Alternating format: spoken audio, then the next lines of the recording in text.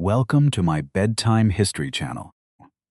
Tonight, we are not in a hurry. This story is not loud, not urgent, not meant to impress. It is simply a quiet moment from the past. Something small, something strange, something that once happened and then slowly disappeared. So find a comfortable position, let the world fade a little, and as this story unfolds, you may begin to notice how easily people drift, how quietly history moves, and how familiar the past can feel even now. The first murder in human history, a story from the Stone Age. Chapter 1. The Scent of the First Hearth. A small tribe of early humans discovers a fertile valley where the abundance of life suggests they might finally lay down their heavy burdens and stay forever. The great sun was dipping below the sharp purple ridges of the distant mountains as a small group of tired travelers finally crested the final hill and looked down into a valley that seemed to have been waiting for them for thousands of years without ever making a single sound. For more generations than the elders could possibly count using only their fingers and toes, this small human family had been moving constantly across the vast cold tundra in search of the great herds of woolly mammoths and the seasonal berries that provided them with their only source of life. They carried their entire lives on their strong backs, wrapped carefully in the heavy, greasy skins of great beasts, and they never stayed in one single place for more than 7 days, because the wind always told them that the next meal was waiting somewhere else. One man, the leader of the group, whose hair was now the color of winter frost, reached into the small leather pouch at his waist and pulled out a perfectly smooth river stone that he had carried for 3 long decades. He began to roll it slowly between his calloused palms to calm his mind. A habit born from a lifetime of managing the constant anxiety that comes with being responsible for the survival of 20 people. In a world that is often cruel, he looked at the river below and felt a strange new thought beginning to form within him, one that contradicted everything his ancestors had ever known about the nature of existence. He wondered if they might simply stop their walking forever and become part of this quiet valley, letting the seasons turn, while they remained securely anchored to one single spot of earth. The valley was carved out by a wide silver river that twisted slowly through the tall grass like a sleeping serpent made of liquid light.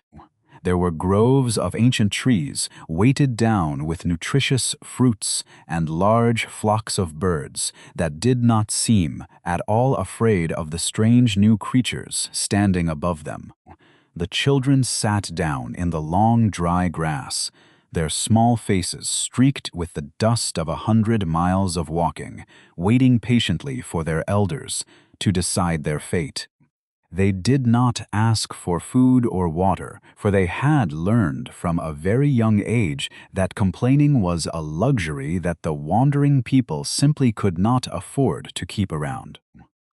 Everything about this place felt different, from the lack of the cold northern bite to the heavy scent of ripening wild grains that rose from the basin.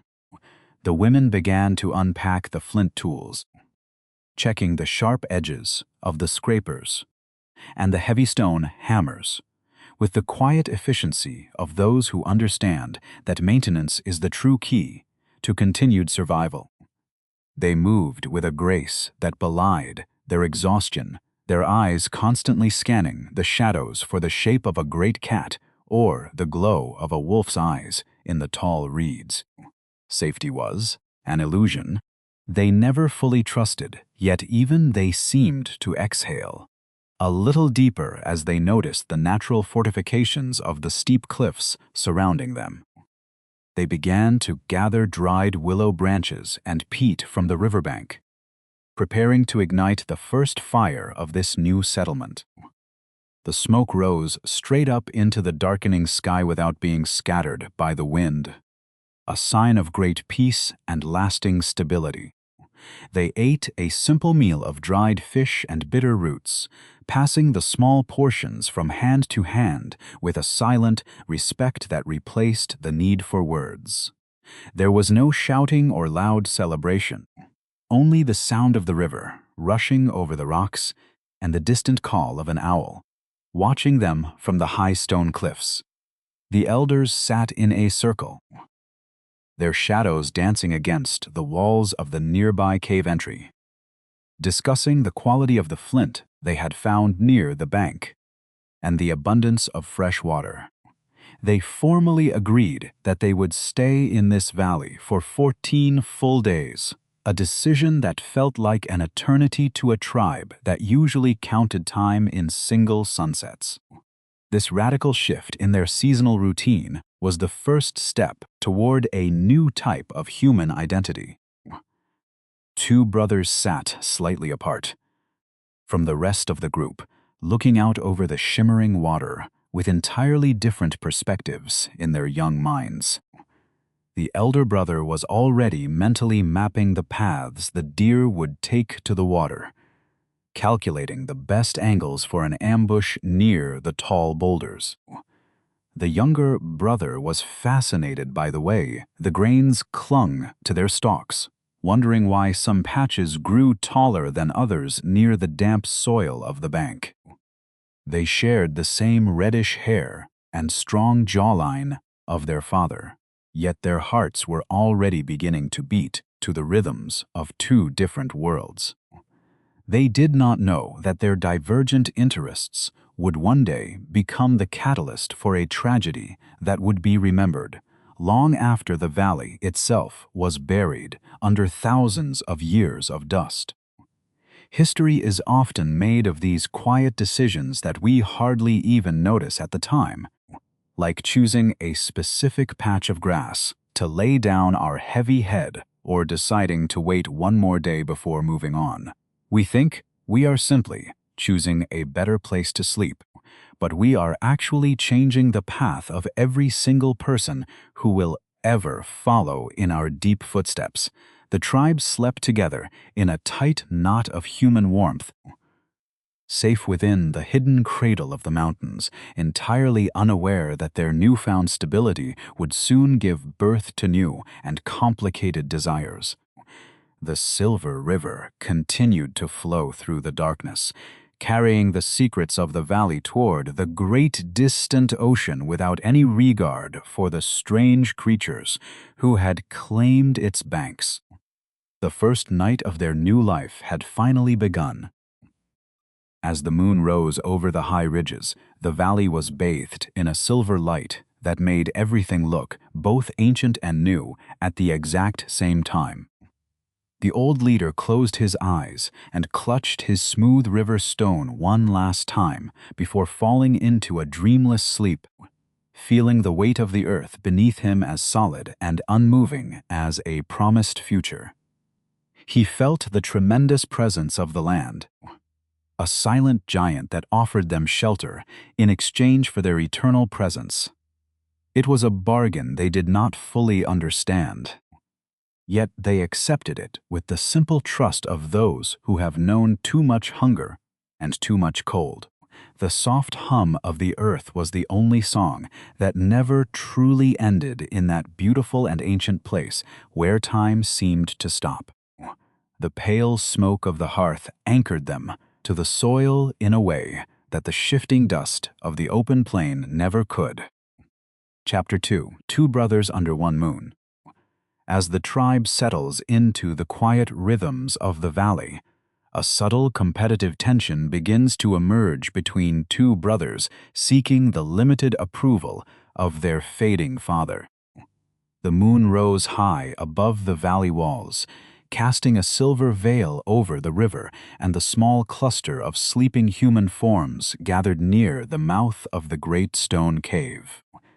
Inside the warm circle of the firelight, two brothers sat together, in a silence that was no longer as comfortable as it had been.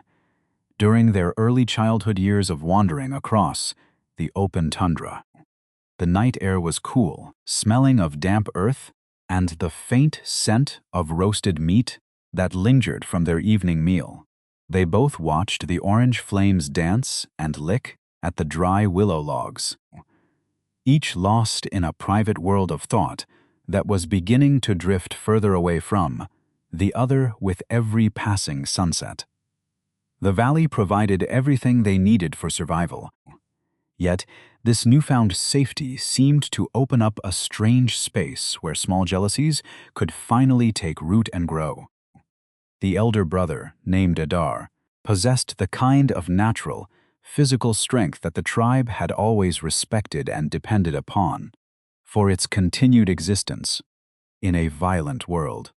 His shoulders were broad, his hands were heavily calloused from gripping the rough shaft of a spear, and he moved with the effortless confidence of a man who knew exactly where he belonged in the great order of things. He was the perfect reflection of his father's youthful spirit, a hunter who understood the language of the tracks and the silent timing of the kill. When he spoke, his voice was deep and steady, carrying a weight of authority that made others stop to listen without questioning his logic. He viewed the valley as a great larder to be harvested, a place where his skills as a provider would finally secure his place as the next leader of their people. Sitting beside him was the younger brother, Elan, who had always been slightly more slender and less inclined toward the physical brute force required for the long chase of the great herds. While Adar spent his days tracking the deer through the thick reeds, Elan was often found kneeling in the soft mud near the riverbank, carefully observing the way the tiny green sprouts pushed their way through the dark earth. He had a curious mind that noticed the relationship between the falling rain and the growth of the wild grains, a type of knowledge that the tribe found mysterious and somewhat useless compared to a fresh kill. Elan felt a persistent need to prove that his quiet observations were just as valuable as the bloody triumphs of the hunt. Yet he often struggled to find the right words to express the complexity of the patterns he saw. On this particular night, Elan felt a sudden rush of excitement as he recalled the way a specific patch of seedlings had tripled in size after he had cleared away the heavy stones blocking their sunlight. He turned to his brother, desperately wanting to explain how they might one day control the growth of the plants to ensure a steady supply of food that did not require running for miles in the heat. However, as soon as he opened his mouth to speak, the familiar stutter began to trip over his tongue like a small bird trapped in a tight netting. His words became tangled and repetitive as he tried to describe the way the seeds clung to the mud, making his brilliant discovery sound like the confused ramblings of a small child who had spent too much time alone in the sun. Adar simply smiled with a kind of gentle pity that was more hurting than a direct insult. Their father, the old leader with the frost-colored hair, watched this interaction from the shadows of the cave entrance with a heavy and tired gaze. He had always favored the steady hand and the clear voice of his firstborn son, for Adar was a known quantity who represented the safety of the old ways that had kept the family alive for generations. When Adar presented him with a choice cut of meat, the father would nod with a deep pride that filled the room with a sense of absolute completion. But when Elan approached with his hands covered in mud and his voice stuttering about the magic of the soil, the old man would simply pat his shoulder with a confused expression of tolerance. He did not intend to be cruel, yet his inability to understand the younger son's unique value created a silent void that Elan was desperately trying to fill. The mother moved between them like a soft breeze, handing each son a small piece of dried fruit wrapped in a large green leaf. She was the only one who noticed the way Elan's shoulders slumped whenever his brother received a public word of praise from the elders. She knew that, in the small world of the tribe, affection was often handed out like a precious resource, and there was only so much to go around before someone felt they were being starved of recognition. She tried to balance the scales with small gestures of kindness, yet even she could feel the growing distance between her two boys. The rivalry was not yet born of malice, but of a simple human desire to be seen as worthy in the eyes of the man who had brought them into being. It was a dangerous game played under the soft light of a pale moon. Elan retreated back into his own thoughts, grinding his teeth together. In the darkness, as he watched Adar effortlessly command the attention of the younger hunters with stories of the day's adventure near the high boulders. Every laugh that echoed against the stone walls felt like a small stone being placed upon Elan's chest, making it harder and harder to breathe in the shared air of the campfire. He began to imagine a world where his intelligence was recognized above mere physical strength, a place where the tiller was respected as much as the hunter. This subtle internal shift in perspective was the beginning of a new kind of competition, one that was not based on survival against the elements, but on the psychological dominance of one brother over the other. The seed of resentment had been formally planted in the fertile soil of his troubled heart. The moon slowly began its long descent toward the edge of the world, pulling the silver shadows along with it, as the fire dimmed to a deep red glow of smoldering embers. The two brothers eventually lay down side by side, in the soft grass, their breathing falling into a rhythmic pattern that suggested a unity that no longer truly existed beneath the surface. The childhood bond that had once made them inseparable allies against the cold tundra was now being replaced by the heavy responsibility of adult identity and the bitter struggle for individual status within the group. The valley was silent, save for the constant rushing of the river, a sound that reminded them that time was moving forward even when they felt stagnant. They were no longer just two boys playing in the dust, but two competitors locked in a silent war for the same narrow piece of emotional ground. As the first hint of morning light touched the high peaks, the tension between the suns remained hidden like a poisonous snake, resting beneath a beautiful flower. They would wake up and work together to ensure the tribe had water and wood. Yet the way they looked at each other was changing in ways that the elders were too tired to notice. The father would wake up and ask for his spear, looking only at Adar, while Elan would walk quietly to the riverbank to consult the mud in total solitude. The balance of the family was shifting, tilting toward a future that none of them could have predicted on the day they first entered this beautiful and cursed valley.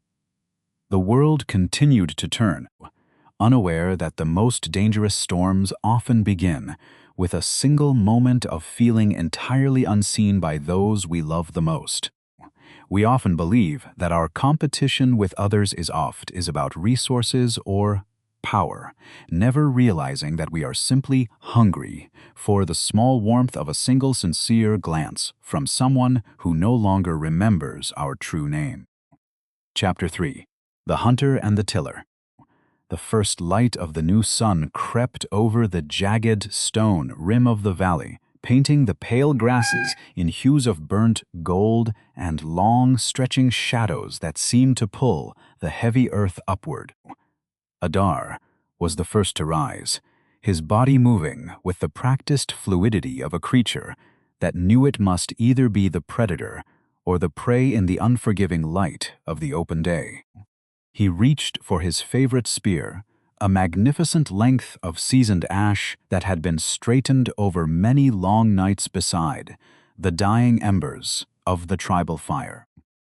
At the tip was a piece of black obsidian, flaked to a razor edge by his own steady hands using a small antler punch. He ran his calloused thumb along the dark glassy surface, feeling a tremendous sense of personal power in the way the stone could effortlessly part the very air around it. For Adar, survival was a simple and honorable equation that depended entirely upon the strength of one's arm and the sharpness of one's vision during the heat of the chase. He believed that to live meant to wrest sustenance from the natural world through a direct and brutal physical confrontation with the great beasts of the forest. This philosophy had sustained their people since the first human had ever stalked across the frozen tundra, and he saw no reason to alter a system that had proven its worth through a billion successful sunsets. He looked at his spear not just as a useful tool for killing, but as a sacred extension of his own masculine identity and a physical manifestation of his absolute dominance over the chaos of the wild. To him, the sharp flint represented the truth of the world, clear and final. While Adar was admiring the lethal geometry of his weapon, Elan was already kneeling in the damp gray mud near the riverbank, looking entirely unlike a conquering hero of the Paleolithic world. His hands were stained a deep earthy brown, and his fingernails were caked with the rich silt of the valley floor as he carefully poked small holes into the soft ground. He was not looking for tracks or listening for the sound of snapping twigs in the distance, but rather focusing his entire attention on the small black seeds he had gathered from the wild tall grasses the previous evening. He had noticed that when seeds fell into the mud near the water, they eventually transformed into something new and beautiful, and he was obsessed with the idea that he might be able to direct this ancient process toward his own secret ends. The contrast between the two brothers was never more visible than in the way they handled the very earth. They both inhabited with such different intentions. Adar walked heavily upon the ground, seeking to conquer it, while Elan bowed low before it, seeking to understand its hidden language of growth and decay. Elan did not use a spear tipped with obsidian, but rather a simple pointed stick made of fire-hardened oak, which he used to gently turn the soil and clear away the suffocating weeds. To the other men of the tribe, this work seemed bizarrely submissive and lacked the thrill of the great kill. Yet Elan felt a growing power in the realization that he was creating life instead of merely ending it. He was beginning to see the world not as a battleground of force, but as a garden of potential opportunities for those who listened carefully. The elders of the tribe, including their fading father, frequently gathered near the cave opening to watch the different activities of the two young men with a mixture of traditional respect and confused tolerance. They cheered when Adar returned from the high boulders carrying a fat gazelle over his strong shoulders, for the sight of fresh meat was a universal signal of safety and prosperity for every hungry stomach in the camp. However, when they looked at Elan spending his entire afternoon in the mud, they simply shook their heads and wondered if the younger brother had been struck by too much sun or perhaps a malignant spirit of the valley. They could not yet comprehend a world where food came from the ground rather than the spear, and Elan felt the stinging weight of their judgment every time he returned to the shared hearth empty-handed. This divergence in their daily roles was slowly creating a philosophical rift that no amount of family history could successfully bridge or heal. Adar began to treat his younger brother with an increasing sense of patronizing superiority, often offering unsolicited advice on how to hold a spear or how to move silently through the underbrush as if Elan were a small child. He would laugh loudly at the idea of planting seeds, telling the other hunters that Elan was trying to make the grass obey him like a trained dog. Elan absorbed these insults in a heavy silence, but inside his mind, a dark and cold resentment was hardening into something quite dangerous. He believed that Adar was a relic of a dying past, a man of force in a world that was moving towards something much more complex and subtle than the bloody kill. In the communal meals, the social hierarchy of the tribe was displayed with the unforgiving clarity of a sharp stone knife. Adar was always served the best portions of the roast because he was the one who had bled to provide it, and he accepted this honor with a natural ease that made Elan's blood boil beneath his pale skin. Elan would offer up the small handfuls of foraged roots or the few experimental grains he had managed to process, but these were always viewed as mere secondary accompaniments to the main event of the meat. He felt like a secondary citizen in his own home, a person whose contributions were only valued when the hunt failed and the tribe was desperate for anything to fill their hollow bellies. This constant feeling of being undervalued was slowly eroding his sense of familial love and true human connection. It is a strange human quality to seek status, even when we have everything we need to survive without any conflict or strife. The valley was full of abundance for both the hunter and the tiller. Yet the two brothers could not simply exist side by side without trying to determine which of their paths was the truly superior way to live. They were rehearsing a conflict that would eventually define the entire future of human civilization. The clash between the man who dominates nature and the man who seeks to master it through manipulation and care. As the sun reached its highest point in the sky, casting no shadows at all, the two men continued their separate labors, entirely unaware that the distance between them was now growing too wide for any simple bridge of words to ever cross again under this pale sun. The air in the valley grew still and heavy with the scent of wild flowers and the metallic tang of blood from the latest kill. Adar spent the remainder of the afternoon polishing the shaft of his spear with animal fat until it gleamed like polished bone in the bright light.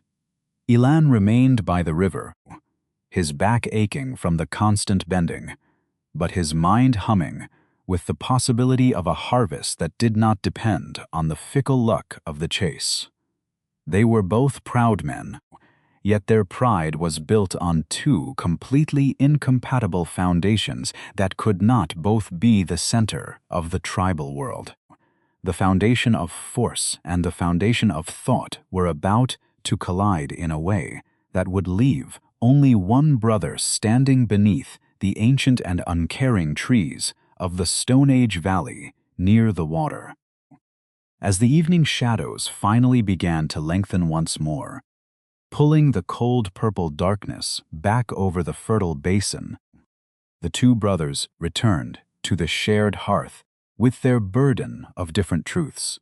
Adar brought the physical weight of sustenance, while Elan brought the invisible weight of a new idea that nobody else wanted to hear. They sat on opposite sides of the fire, their eyes meeting only briefly in the flickering light before turning back to their respective tools. The spear lay between them, like a sharp dividing line in the dirt, a reminder that in this primitive world, the only final answer to any disagreement was usually delivered with a heavy blow of stone or wood. The peace of the valley was nothing more than a thin veil covering a growing and deeply human conflict. We often believe that our conflict is with the world outside our door, never realizing that the greatest battles are fought over which version of the future we are willing to let exist within our own troubled minds. Chapter 4. The Father's Fading Gaze. In this chapter, we witness the fragile nature of human authority as the oldest member of the tribe begins to lose his grip on the present, accidentally igniting a dangerous identity crisis between his two sons. The old leader sat near the cave entrance, his body wrapped in the thick fur of a great bear he had slain 30 years ago. His eyes, once as sharp as the obsidian at the tip of a spear, were now clouded like the surface of a frozen pond in the deep winter. He often stared at the horizon, not looking for prey, but perhaps searching for memories that had drifted away like smoke in a storm. The tribe moved around him with a quiet deference, yet there was an unspoken understanding that the great pillar supporting their world was slowly turning to dust. The scent of damp stone mingled with the faint fragrance of dried herbs, creating an atmosphere of both comfort and impending decay within the shared living space of the ancestral cave.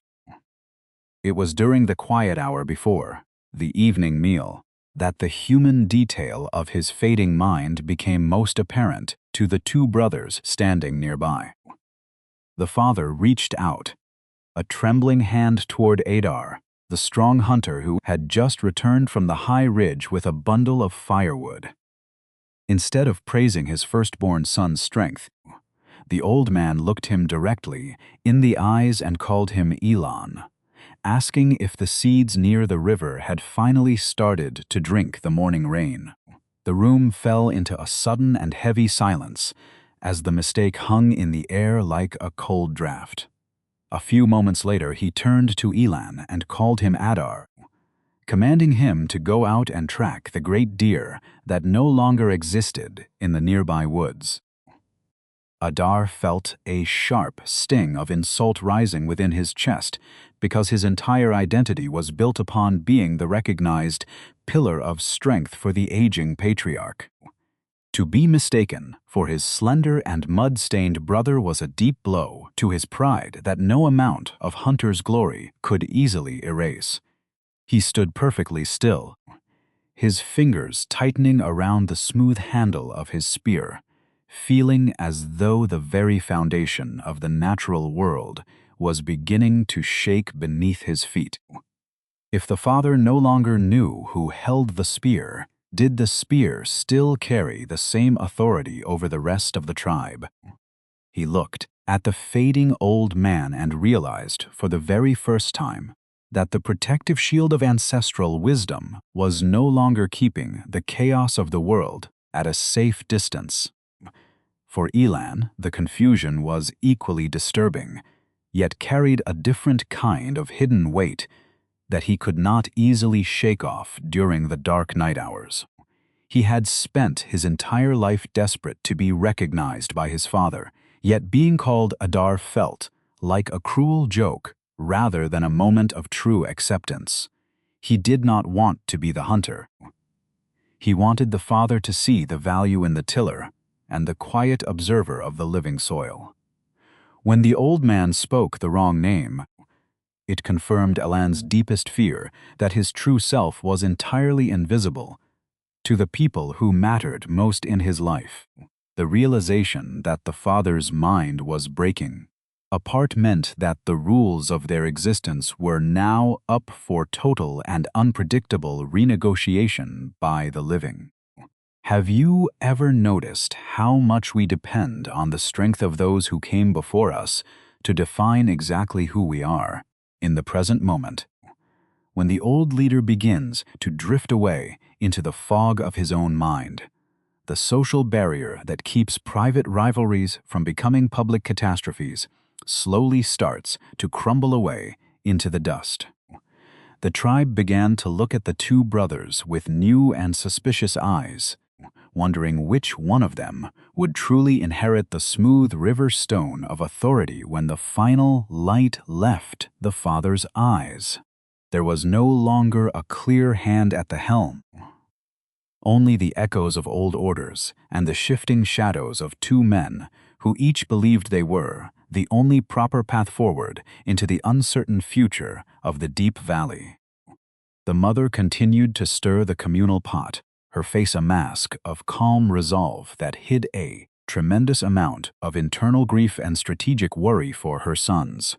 She saw the way Adar looked at Elan, and she saw the way Elan withdrew into the darkness whenever the father spoke a wrong word of faded wisdom. She knew that the protective shell of the family unit was cracking under the pressure of a looming transition that no one was truly prepared to handle with grace. The rest of the tribe sensed the shifting power dynamic and began to align themselves with one brother or the other based on their own needs for meat or quiet stability. The once unified voice of the people was now breaking into two separate whispers that threatened to tear the fabric apart forever. Outside the cave, the valley remained indifferent to the human drama unfolding within the small circle of firelight near the ancient stone entrance. The Silver River continued its constant rushing sound over the smooth boulders, carrying the dead leaves of the previous season away toward the great dark ocean without any regard for names. The trees stood tall and silent, their roots drinking from the soil that would eventually reclaim the body of the old leader and the aspirations of his two troubled sons. Nature does not recognize the titles we bestow upon ourselves or the bitter rivalries we carry within our heavy hearts during the short time we are allowed to walk under the sun. It only recognizes the slow movement of time and the inevitable decay of everything that thinks it is permanent. The chapter of the father's unquestioned authority was finally closing, but the book of the two brothers was only beginning to reveal its most violent and tragic secrets. As the fire burned down to the very last red embers, Adar and Elan retreated to their separate sleeping mats, each feeling the heavy weight of the unspoken words hanging in the cool air. The father slept a shallow and restless sleep, occasionally murmuring the names of ancestors who had been dead for 50 full cycles of the great sun. The barrier between the past and the future was now so thin that it felt as though a single sharp breath could shatter the entire illusion of peace. The movement toward conflict was now irreversible, driven by the fragile human ego that demands to be seen in the dark. The fading gaze of the patriarch left behind a silence that was soon to be filled by the loudest cry the valley had ever known. The first murder in human history, a story from the Stone Age. Chapter 5. The Sacred Circle of Stones. This scene explores the moment human beings began to imbue physical objects with spiritual meaning, changing the way the tribe measured personal success and creating a new battleground for the two brothers. The development of symbolic thought within the small community leads to the creation of a sacred space, where physical objects are expected to bridge the gap between human desire and the unseen powers of the natural world. The morning sun cast long and slanting shadows across a quiet clearing located exactly 40 paces north of the main cave opening, where the tribe had recently arranged 12 large gray boulders into a rough circle to mark their first true sanctuary. This was not a place for sleeping or for the dirty work of scraping animal hides, but rather a designated space where the mundane reality of daily survival was briefly suspended in favor of something much deeper and more mysterious that they did not yet have the words to adequately describe. The air inside this sacred ring felt heavier than the air in the rest of the valley, carrying the faint scent of crushed wild mint and the lingering smoke from a small fire that was kept burning on a flat altar stone to honor the spirits of the great mountains. A young woman named Kala sat within the center of this stone circle, her nimble fingers moving with a rhythmic precision as she braided strands of dried golden grass gathered from the riverbank during the last harvest moon. She was not making a practical rope for binding wood or a sturdy basket for carrying fruit, but instead she was crafting a symbolic chain where each loop represented one of the 4 changing seasons of the great sun. She believed that by physically interlocking the grass in this specific manner, she could persuade the bitter cold of the north to arrive more slowly or encourage the warm rains to fall when the earth was most thirsty for life. Her habit of humming, a constant tone, helped to focus her mind on the fragile connection between her own small hands and the unknowable forces of the vast universe. The tribe slowly began to adopt this new way of thinking, moving away from the simple primal instincts of the open plain toward a much more complex understanding of the world as a place filled with invisible intentions that required constant negotiation through symbolic action. They no longer looked at a high pile of stones as just a geological obstacle, but rather as a possible dwelling place for a spirit that might either protect or punish them, depending on the quality of their small ritual offerings. This psychological shift represented a massive turning point in their evolution because it introduced the concept of external validation, meaning that their individual success was no longer viewed merely as a result of personal effort, but also as a reflection of supernatural favor or disfavor. This created a tremendous amount of new internal pressure within the social group, as every man and woman strived to prove they were the most worthy recipient of these divine and unpredictable blessings. Adar stood near the edge of the circle, holding his obsidian-tipped spear against his broad chest while he watched Kala complete her intricate work with a look of calculating respect in his dark and serious eyes. To him, the sacred circle was not a place of pure beauty or deep wonder, but rather a strategic component of the hunt, used to ensure the strength of his arm and the accuracy of his deadly strike against the great beasts. He believed that by placing a small tuft of fur from a fallen deer within the braided grass, he could bind the spirit of the animal to his will, making the next kill an inevitable certainty rather than a matter of mere chance. He valued the ritual only insofar as it provided him with a physical advantage over other hunters, viewing the spirits as divine clients who could be purchased with sacrifice. Elan approached from the opposite side, his feet covered in the dark, rich silt of the riverbank and his pockets filled with the first small green sprouts that had managed to survive the recent night chills in his experimental garden plot. He looked at the sacred circle with a sense of quiet hope, believing that this new symbolic space might finally provide him with the public platform he needed to prove the true value of his quiet labors to the rest of the skeptical tribe. He planned to place a small handful of fertile soil at the center of the altar stone, asking the spirits of the water to bless the growth of the living grains with enthusiasm usually reserved for the bloody hunt.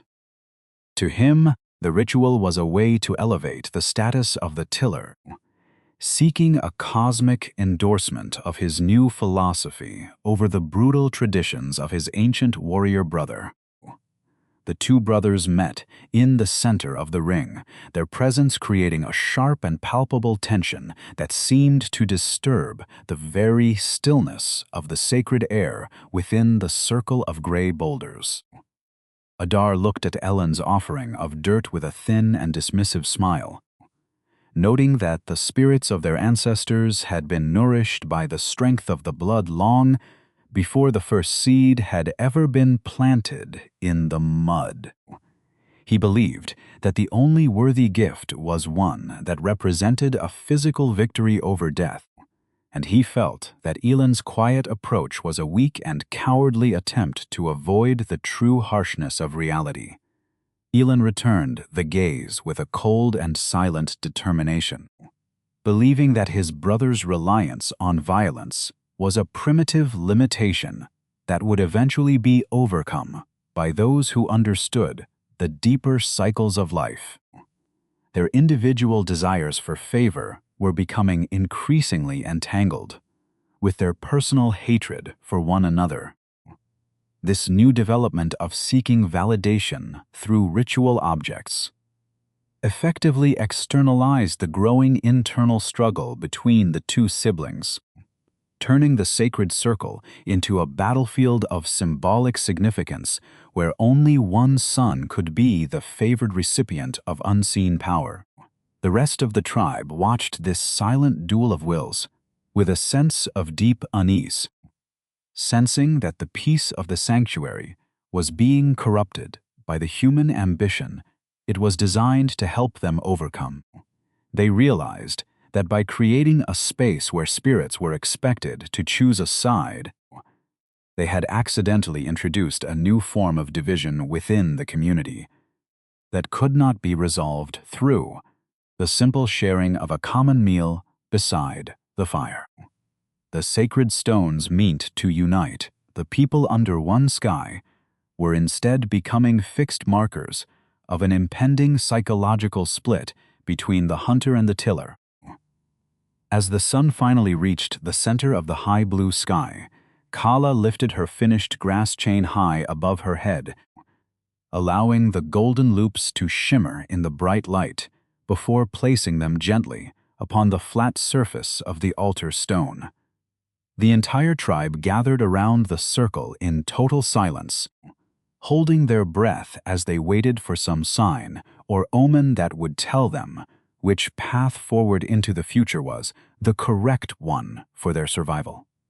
The air remained still, and no eagle screamed from the heights, yet the silence itself felt heavy with the weight of a million possible decisions not yet made by the living. They looked at the braided grass and the bloody fur and the damp soil, trying to read their own destinies in the arrangement of inanimate objects, while the real storm was already gathering within the hearts of the two men. The concept of symbolic worth had formally taken root in their collective consciousness, changing the way they interacted with reality forever by introducing the idea that success must be validated by something greater than the self. They left the circle one by one, returning to their daily labors of hunting and foraging, but each person carried a lingering doubt about whether their own contributions were truly sufficient in the eyes of the unseen observers. The sacred space had not brought the peace they had anticipated, but rather a distorted mirror that reflected private fears and darkest insecurities back at them with an unforgiving clarity. The two brothers walked back toward the cave in total silence, their minds already turning toward the next opportunity to prove their superiority before the high altar of the stones.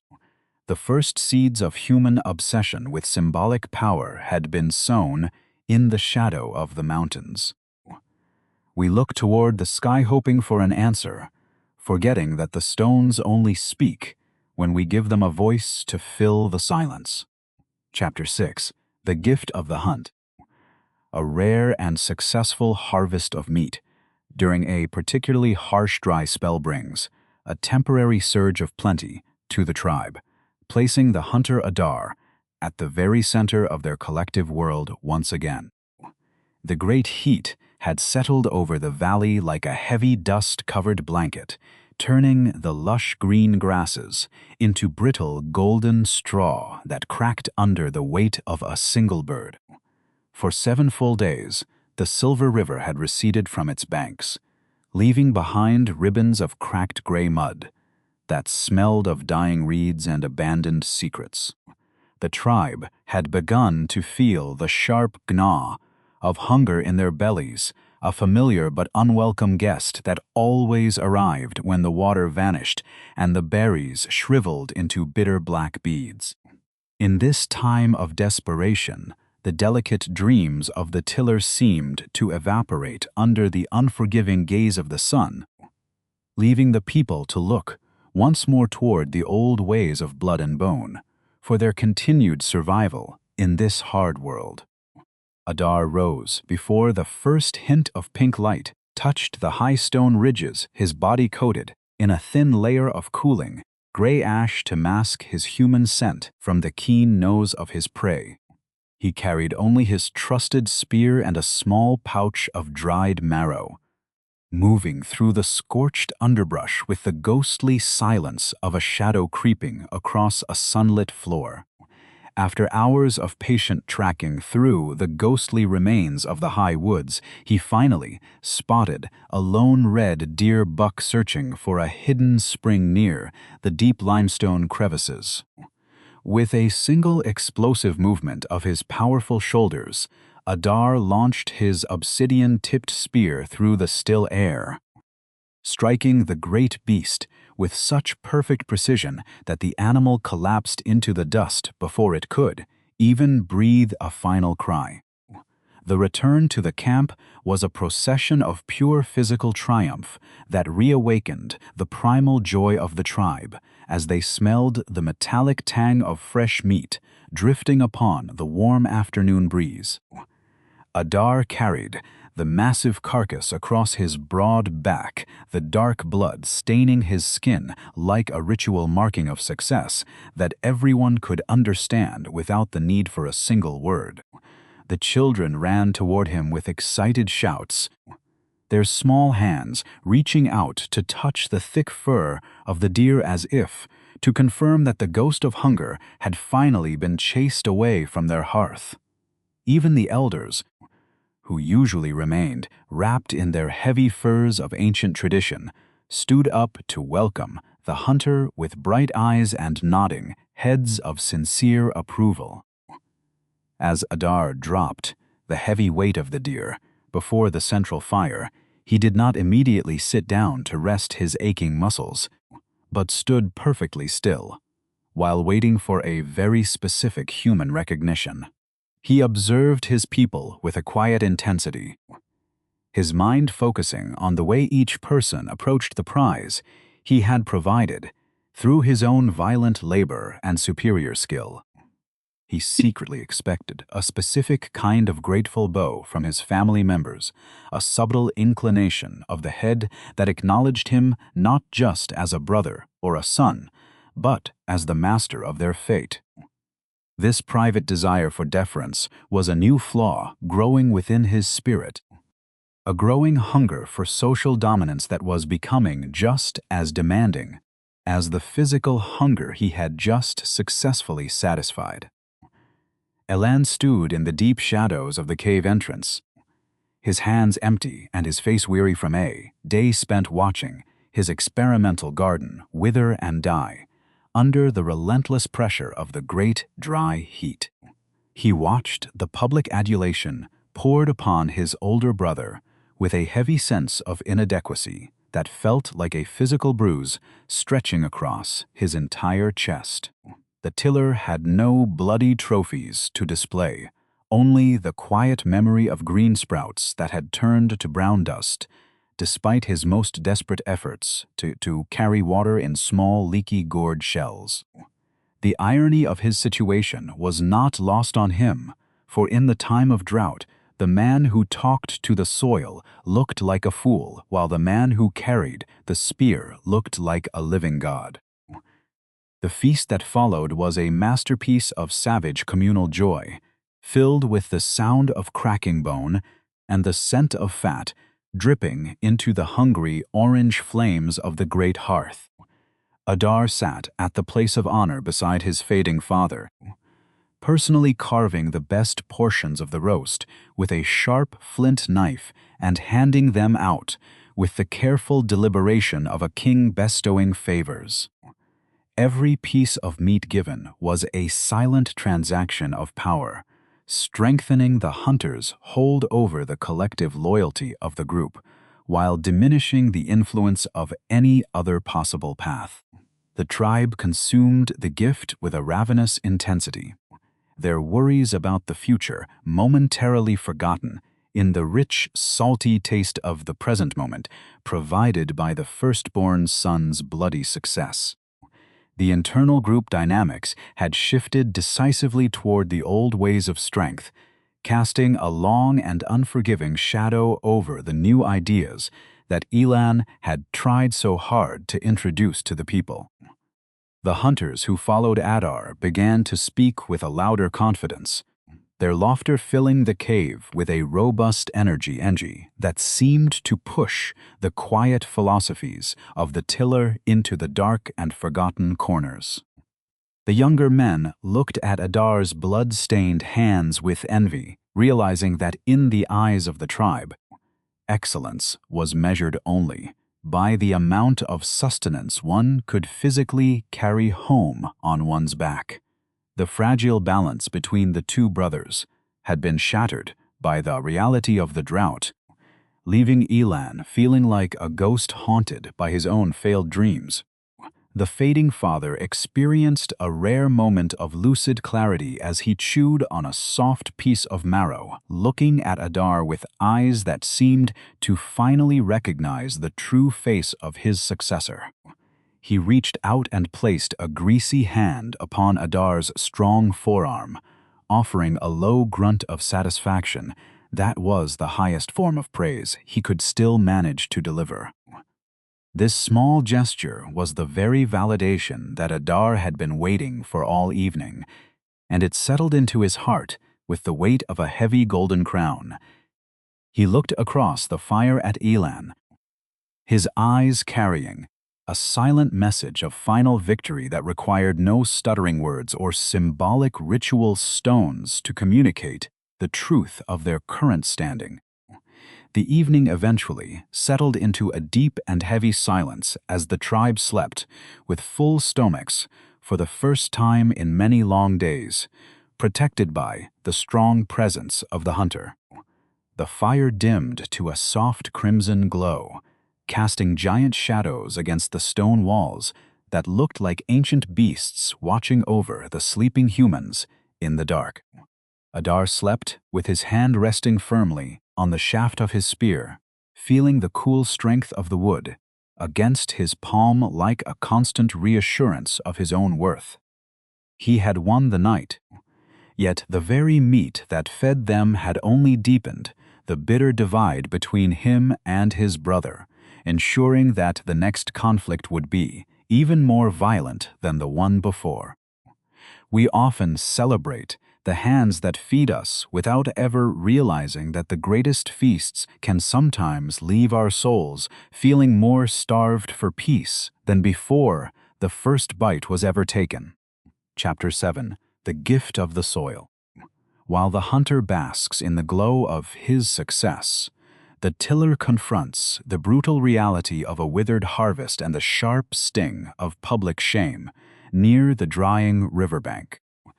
The morning sun rose with a cruel persistence, casting a harsh white light over the once promising valley and illuminating the grim reality of Elan's small experimental plot near the receding waterline.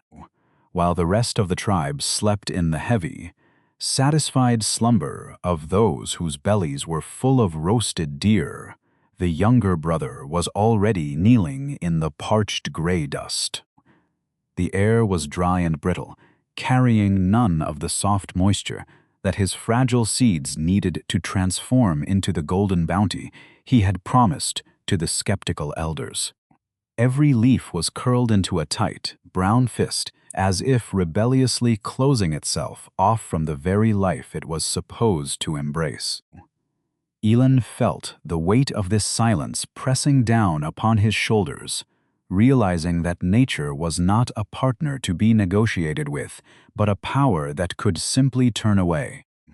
He reached down to touch one of the withered stalks, only to feel it crumble into fine ash between his trembling fingertips, like the ghost of a dream that had been born too soon. He spent a long time looking at his own hands, observing the dark dirt caked deeply beneath his broken fingernails with a sensation of profound and cutting human shame. This earth represented hundreds of hours of labor that the tribe now viewed as entirely wasted energy, a foolish diversion from the necessary business of finding meat.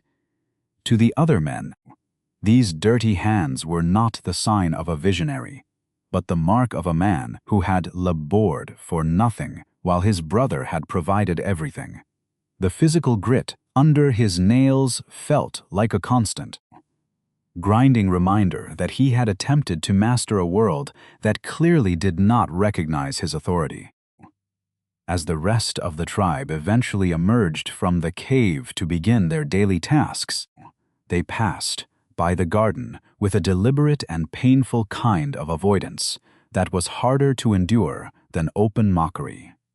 One elderly woman, known for her knowledge of roots and omens, stopped briefly to observe the dying greenery before crossing herself with a protective gesture of her withered hand. She did not offer any advice or comfort, instead looking at Elan as if he were carrying a contagious malady of the spirit that might spread to the rest of the community. In their primitive understanding, the failure of the soil was not simply a result of a lack of rain, but a clear and direct indication that the spirits of the valley had found the younger brother unworthy of their secret favor. The perception of spiritual disfavor began to settle over Elan like a heavy cloak of ice, isolating him further from the collective heart of the group during the long, hot afternoon. He watched from a distance as Adar sat near the hearth, casually sharpening his spear while recounting the details of the great hunt to a circle of captivated listeners. The hunter's presence was radiating a natural warmth that drew people toward him, while the tiller's failure created a cold void that everyone else seemed eager to fill with their own growing suspicions. It was a subtle but terrifying irony that in this fertile valley of abundance, the only thing growing with any true speed or certainty was the public doubt regarding the sanity and the social value of the man who talked to the mud. Elan attempted to reason with the silence, asking himself questions about the timing of the planting and the depth of the holes he had carved into the unforgiving earth with his wooden stick. He wondered if he had offended the water by taking too much from the receding bank, or if the seeds themselves carried a hidden grudge against being forced to grow in such a specific and disciplined arrangement. This conflict between logic and emotion was a new experience for his people, for most of their troubles were resolved through direct action or simple endurance. To kneel before a dying plant and search for a reason in the dry wind was a solitary burden that no one else in the tribe could comprehend, making him the first human to experience the unique torture of intellectual isolation in a practical world. Adar eventually approached the garden late in the day, moving with the easy confidence of a man who had already proven his usefulness to the world 10 times over. He did not say anything harsh at first, only looking down at the withered stalks with a pitying expression that felt to Elan like a stone being dropped directly onto a freshly broken bone. He reached out and gently pat Elan on the shoulder, a gesture of kindness that was undermined by the subtle triumph gleaming in his sharp, dark eyes. He suggested that perhaps Elan should abandon this childish play with the dirt and join the real men on the next hunt toward the high boulders where success could be touched and eaten. This correctness was the final insult, stripping the younger brother of his last remaining shreds of dignity. The younger brother stayed by the river until the stars began to peek through the velvet darkness of the ancient sky, staring at the surface of the water, until his eyes ached. He recalled the rituals of the sacred circle of stones, and wondered why the spirits had allowed the grass chain to shimmer so brightly while letting his own living offerings turn to dry dust. He realized that he was now being judged by two incompatible standards, failing both the practical expectations of the tribe and the spiritual requirements of the invisible world. This double failure was changing his internal psychological landscape, replacing his early curiosity with a cold and sharp hardness that mirrored the obsidian at the tip of his brother's spear. The peace of the valley was now a cruel mask for his own personal and very public humiliation near the bank. By the time the evening fire was lit once again, the social reality of the camp had hardened into a fixed geometry that left no room for the experimental tiller. The elders spoke of moving to a different part of the valley, where the hunting might be even better, entirely ignoring Elan's pleas to wait for the next turning of the rain clouds. His failure had rendered his voice meaningless in the eyes of the people, a ghostly whisper that carried no weight compared to the heavy reality of the meat Adar provided daily. He sat in the shadows, looking at the dirt under his fingernails one last time before wiping his hands clean on his rough animal hide clothing.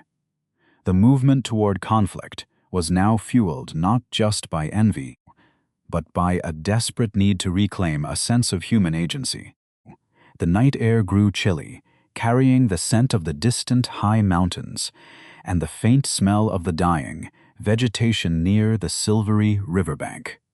Elan lay down to sleep, but his mind remained awake, obsessively cataloging every insult and every look of scorn he had received throughout the course of this terrible sunlit day. He felt the tremendous weight of his own existence, realizing that, in the eyes of his tribe, he was now something less than a man because he could not command the earth to obey his will. The silence of the garden was no longer a peaceful place for observation, but a growing void that demanded to be filled with something much more violent than seeds. He closed his eyes, but the image of the parched dirt remained burned into his vision like a mark of internal and external exile. We often discover that the most painful failures are not those that deprive us of sustenance, but those that strip away the fragile illusion that we are special in the eyes of the world. Chapter 8. The Unanswered Prayer. The entire tribe gathers under the shifting stars to offer their best to the unseen powers. But for one man, the silence of the sky becomes an unbearable insult to his life's work. The night of the great sacrifice arrived with a strange and heavy stillness that seemed to settle over the valley like a thick layer of cold ash. A single fire burned at the center of the sacred circle of stones, casting long and violent shadows that reached toward the dark mouths of the surrounding caves. The people stood in a perfectly still ring, their faces painted with white clay and red ochre to represent the living and the dead who shared this ancient land. There was no sound save for the soft popping of dry wood and the distant rushing of the silver river, which now flowed with a weak and struggling rhythm. Everyone carried something small in their hands, a piece of their own personal toil that they hoped would purchase a few more weeks of safety and warmth from the great hidden spirits. Adar stepped forward into the intense heat of the central fire, moving with the effortless grace of a man who had already won the approval of every living eye in the camp. In his strong hands, he carried the prime ribs of the red deer buck, wrapped in fresh green leaves to protect the rich marrow from the dust of the ground.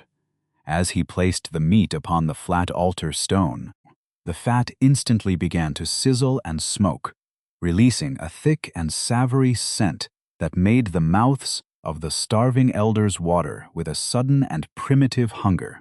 It was a gift of pure strength, a physical proof of his continued dominance over the chaos of the forest. The old patriarch nodded his head slowly, believing that the spirits would surely be pleased by such a bloody and substantial offering of life. When it was Elan's turn to approach the high altar, a palpable sense of discomfort seemed to move through the crowd like a sudden shiver of cold wind. He held out his offering with trembling hands, displaying only a few small handfuls of withered wild grains that looked more like the remnants of a dead fire than a bounty of the soil. The grains were small, hard, and covered in a layer of fine gray dust, reflecting the utter failure of his recent labors near the receding waterline. He placed them beside the rich meat of his brother, creating a sharp and embarrassing contrast that no one in the tribe could possibly ignore. While Adar's gift was a roar of victory, Elan's gift was a mere whisper of despair, a symbolic representation of a vision that had failed to survive the harsh light of reality. As he stood before the flickering flames, Elan felt a sudden and sharp sensation of cold night airbrushing against the bare skin of his exposed neck. It was a small human detail that suddenly made him feel entirely vulnerable and ridiculous, as if the very universe was watching his humiliation with a cold and detached curiosity. He looked up toward the vast vault of the starry sky, searching for a sign of acceptance or even a small flicker of understanding from the ancient ancestors who were supposed to guard the souls of men. But the stars remained perfectly still and indifferent, reflecting no favor upon his dry grains. The prayer he had carried in his heart for weeks remained entirely unanswered, leaving him alone in the middle of the sacred circle, while his brother basked in the warmth of the collective approval. This moment of public rejection acted like a final strike of a stone hammer against the fragile glass of his remaining social identity. The resentment that had been simmering quietly within him for months finally hardened into a permanent and dark psychological state that he would never truly escape again. He no longer felt jealousy toward Adar. He felt a profound and cold hatred for the very order of a world that valued destruction over growth. He realized that in this valley, truth was determined by the amount of blood one was willing to spill, not by the complexity of one's thoughts or the depth of one's observation. The silence of the spirits confirmed his darkest suspicion that he was an outsider in his own bloodline, a man whose quiet dreams were considered an insult to the primitive ancestors. The ritual concluded with a final communal chant, but Elan's voice remained locked tight within his throat like a small stone being swallowed by a deep and dark well. He watched as the elders shared the ritual meat, their faces glowing with a renewed confidence that had been purchased by his brother's strong arm. The social hierarchy was now formally locked into place, with Adar standing at the very top and Elan relegated to the shadows of irrelevance near the edge of the cave. The irony of the sanctuary was that it had been built to bring the people together, yet it had only succeeded in solidifying the very divisions that threatened to tear them apart. The sacred stones had witnessed a sacrifice, but they had also witnessed the final death of the bond between two brothers of the same blood. As the tribe eventually began to drift back toward their sleeping mats, Elan remained for a few extra minutes beside the slowly dying embers of the ritual fire. He observed how the smoke from the burnt meat lingered in the air, while the ash from his withered grains had simply blown away into the darkness without leaving a single trace. He felt a strange new type of clarity, a cold and sharp determination that did not require the approval of the spirits or the recognition of the fading father. He understood now that if he wanted to change his standing in the world, he would have to take control of the narrative through an act that was just as final and decisive as the death of the red deer buck. The peace of the night was no longer a comfort to him, but a shroud. The rest of the night passed in a heavy and oppressive stillness, with no owl calling and no river rushing to distract him from the cold calculations of his own troubled mind. He listened to the rhythmic breathing of his brother, sleeping just a few paces away, noting how every breath sounded like a personal challenge to his own existence. The resentment had become a living thing within him, a dark companion that whispered secrets of power and revenge, while the rest of the world dreamed of simple hunting grounds. He closed his eyes, but he did not seek sleep. He sought the strength to do something that had never been done before in the long history of his people. The first true darkness of the soul was settling into the valley, waiting for the next rising sun to reveal its very sharp edge. The silence of the sky often tells us more about the shadows within our own hearts than about the secrets of the stars above. Chapter 9. The Seed of Resentment. The public shaming of the younger brother by the tribal elders creates an irreparable divide that effectively ends all remaining warmth between the two siblings near the drying riverbank. The day following the unanswered prayer arrived with a thin and fragile light that seemed to expose every flaw in the valley floor, with a merciless and unblinking clarity. The scent of the previous night's burnt meat still lingered around the communal hearth, a heavy and greasy reminder of Adar's continued dominance over the physical needs of the small human community. While the children played among the gray boulders near the cave entry, the older members of the tribe gathered together to discuss the growing concerns of the dry season and the apparent disfavor of the spirits. They spoke in low, graveled voices, their words carrying the weight of centuries of superstition and practical survival instinct. It was during this informal gathering that the sharp and poisonous comparison between the two brothers was finally spoken aloud in front of everyone. An elderly man whose face was a map of deep wrinkles and ancient scars pointed a gnarled finger first toward Adar, who was cleaning his spear in the bright sunlight, and then toward Elan, who was attempting to save a few dying stalks near the riverbank.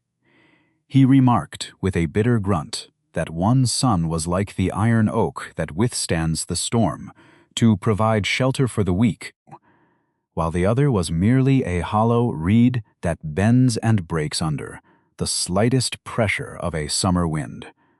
The rest of the elders nodded their heads in solemn agreement, noting that a hunter brings life to the belly, while a dreamer of dirt only brings shame to the ancestors. This public declaration of worthlessness stung Elan more deeply than any physical wound sustained during their travels. Adar heard the comparison and felt a surge of arrogant satisfaction that he made no effort to hide from the watching eyes of his younger brother or the rest of the tribe. He did not step forward to defend Elan's efforts or to suggest that there might be future value in the quiet observations of the living soil, for his own ego was fed by this public validation of his natural superiority. Instead, he let out a short and sharp laugh that echoed against the stone walls of the valley, a sound that carried no warmth or brotherly affection in its cold, rhythmic tones. This single moment of shared derision by the group effectively stripped Elan of his remaining humanity in their eyes, relegating him to the status of a social burden rather than a contributing member of the family. Elan attempted to work through the afternoon but the words of the elders followed him like a swarm of biting insects that no amount of mud or water could successfully drive away. He felt the tremendous weight of every gaze upon his slender back, realizing that in this small and interconnected world, reputation was the only currency that truly mattered for future security. He saw how the younger girls smirked behind their hands when he tripped over a small rock, and how the other men pointedly ignored his presence when they discussed the plans for the next sunrise. He was no longer a brother, a son, or a peer. He had become a living example of failure, a shadowy warning to anyone who dared to think beyond the immediate needs of the blood and the spear in the valley. As the purple night finally settled over the high ridges, the tribe retreated into the cave, finding their respective places upon the soft animal furs for a few hours of restless sleep. But for Elan, the silence of the dark provided no relief from the agony of his own troubled mind, which continued to replay the insults over and over with an increasing intensity. He lay perfectly still in the darkness, but his body was engaged in a secret and violent physical struggle that no one else could hear or see. He developed the unconscious habit of grinding his teeth together with such great force that the sound of bone rubbing on bone echoed softly inside his own skull. This rhythmic grating was the only way he could contain the volcanic pressure of the repressed rage that was currently burning through his veins. Have you ever wondered how much pure hatred can be packaged into the quiet sound of a man clenching his jaw while his family sleeps in peace beside him? Elan listened to the deep and regular breathing of Adar, who lay just 5 paces away, entirely unburdened by the guilt or the shame of the previous day's public ritual performance. The sound of Adar's peaceful slumber felt like a direct personal insult to Elan, a mockery of the psychological torture that was keeping the younger brother wide awake in the middle of the night. The resentment was no longer a seed. It had grown into a massive and thorny tree that was slowly strangling every remaining memory of their shared childhood bonds of affection and mutual protection against the ancient cold world. Genuine communication between the two siblings ceased entirely. During the next 48 hours, replaced by a heavy and oppressive silence that felt more dangerous than any loud argument could ever be. They no longer shared stories of their dreams or discussed the movements of the great herds, and even a simple request for a tool was communicated through a sharp gesture or a low grunt of irritation. This lack of speech was not a sign of peace, but rather a signal that the foundational connection of their shared blood had been fatally fractured beyond any hope of future repair. Adar began to feel the weight of Elan's constant gaze upon him, a stare that was no longer filled with admiration or insecurity, but with a cold and calculating quality that made him shiver in the sun. The fading father sensed the growing darkness between his sons, yet he was too far gone into the fog of his own failing memory to intervene with any authority or wisdom. He would occasionally call out their names in the middle of the night, his voice trembling with a confusion that only added to the general sense of foreboding that now permeated the shared space of the cave. He was the last living link to a time when the family was a unified entity, and as his light continued to dim, the darkness between Adar and Elan only grew more solid and unforgiving. The rest of the tribe sensed the impending storm and began to give both brothers a wide berth, fearing that the friction between the two might ignite a fire that no river could ever put out. It is a bitter irony that in this valley of abundance, where every physical need was met by the grace of the land, the two brothers had created a private hell of their own making. They had brought the misery of the open tundra into the cradle of the mountains, proving that the greatest threats to human survival often come from within the heart rather from the elements outside. Elan watched the way Adar handled his spear with such arrogant ease, and he realized that he could never win a battle of strength against such a formidable opponent. He would have to find another way to even the scales, a way that relied on the very intelligence and observation that the tribe had mocked so cruelly during the recent sacrifice near the sacred altar stones. By the time the third moon of the dry season rose over the valley, the transformation of the younger brother was complete, leaving behind the curious tiller and replacing him with something much more sinister. He no longer looked at the soil to see the growth of life. He looked at the terrain to see the possibility of an ambush and the advantage of the hidden shadow. The suspicion within the camp was now so thick that one could almost taste it in the air, mixing with the scent of the drying grass and the stagnant water of the receding river. The social contract that had bound them together for generations was dissolving, one grinding tooth and one cold look at a time, until only the raw instinct of revenge remained to guide their feet. The sound of bone grinding on bone is the only music that plays in a heart that has been forced to eat its own pride for far too long. Chapter 10. The Night of the Pale Wind. A sudden and sickly atmospheric shift in the valley carries a haunting chill that disturbs the collective peace of the tribe and ignites primal fears within the youngest children.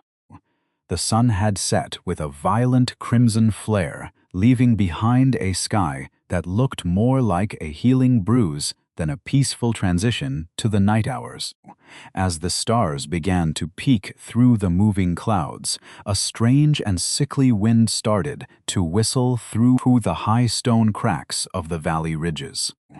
This was not the bold and healthy wind of the great tundra that carried the scent of the herds, but a thin and pale draught that felt as though it had been squeezed out of the very earth itself. It carried the bitter scent of ancient dust and the faint moisture of decaying leaves from the forest floor, chilling the skin of every human standing outside the protection of the fire. The silver river seemed to shiver under this new pressure, its rhythmic rushing becoming a hissing sound that mimicked the warning of a great serpent. Inside the shared space of the ancestral cave, the communal fire struggled against the draft, its flickering light casting distorted and giant shapes against the uneven plaster of the walls.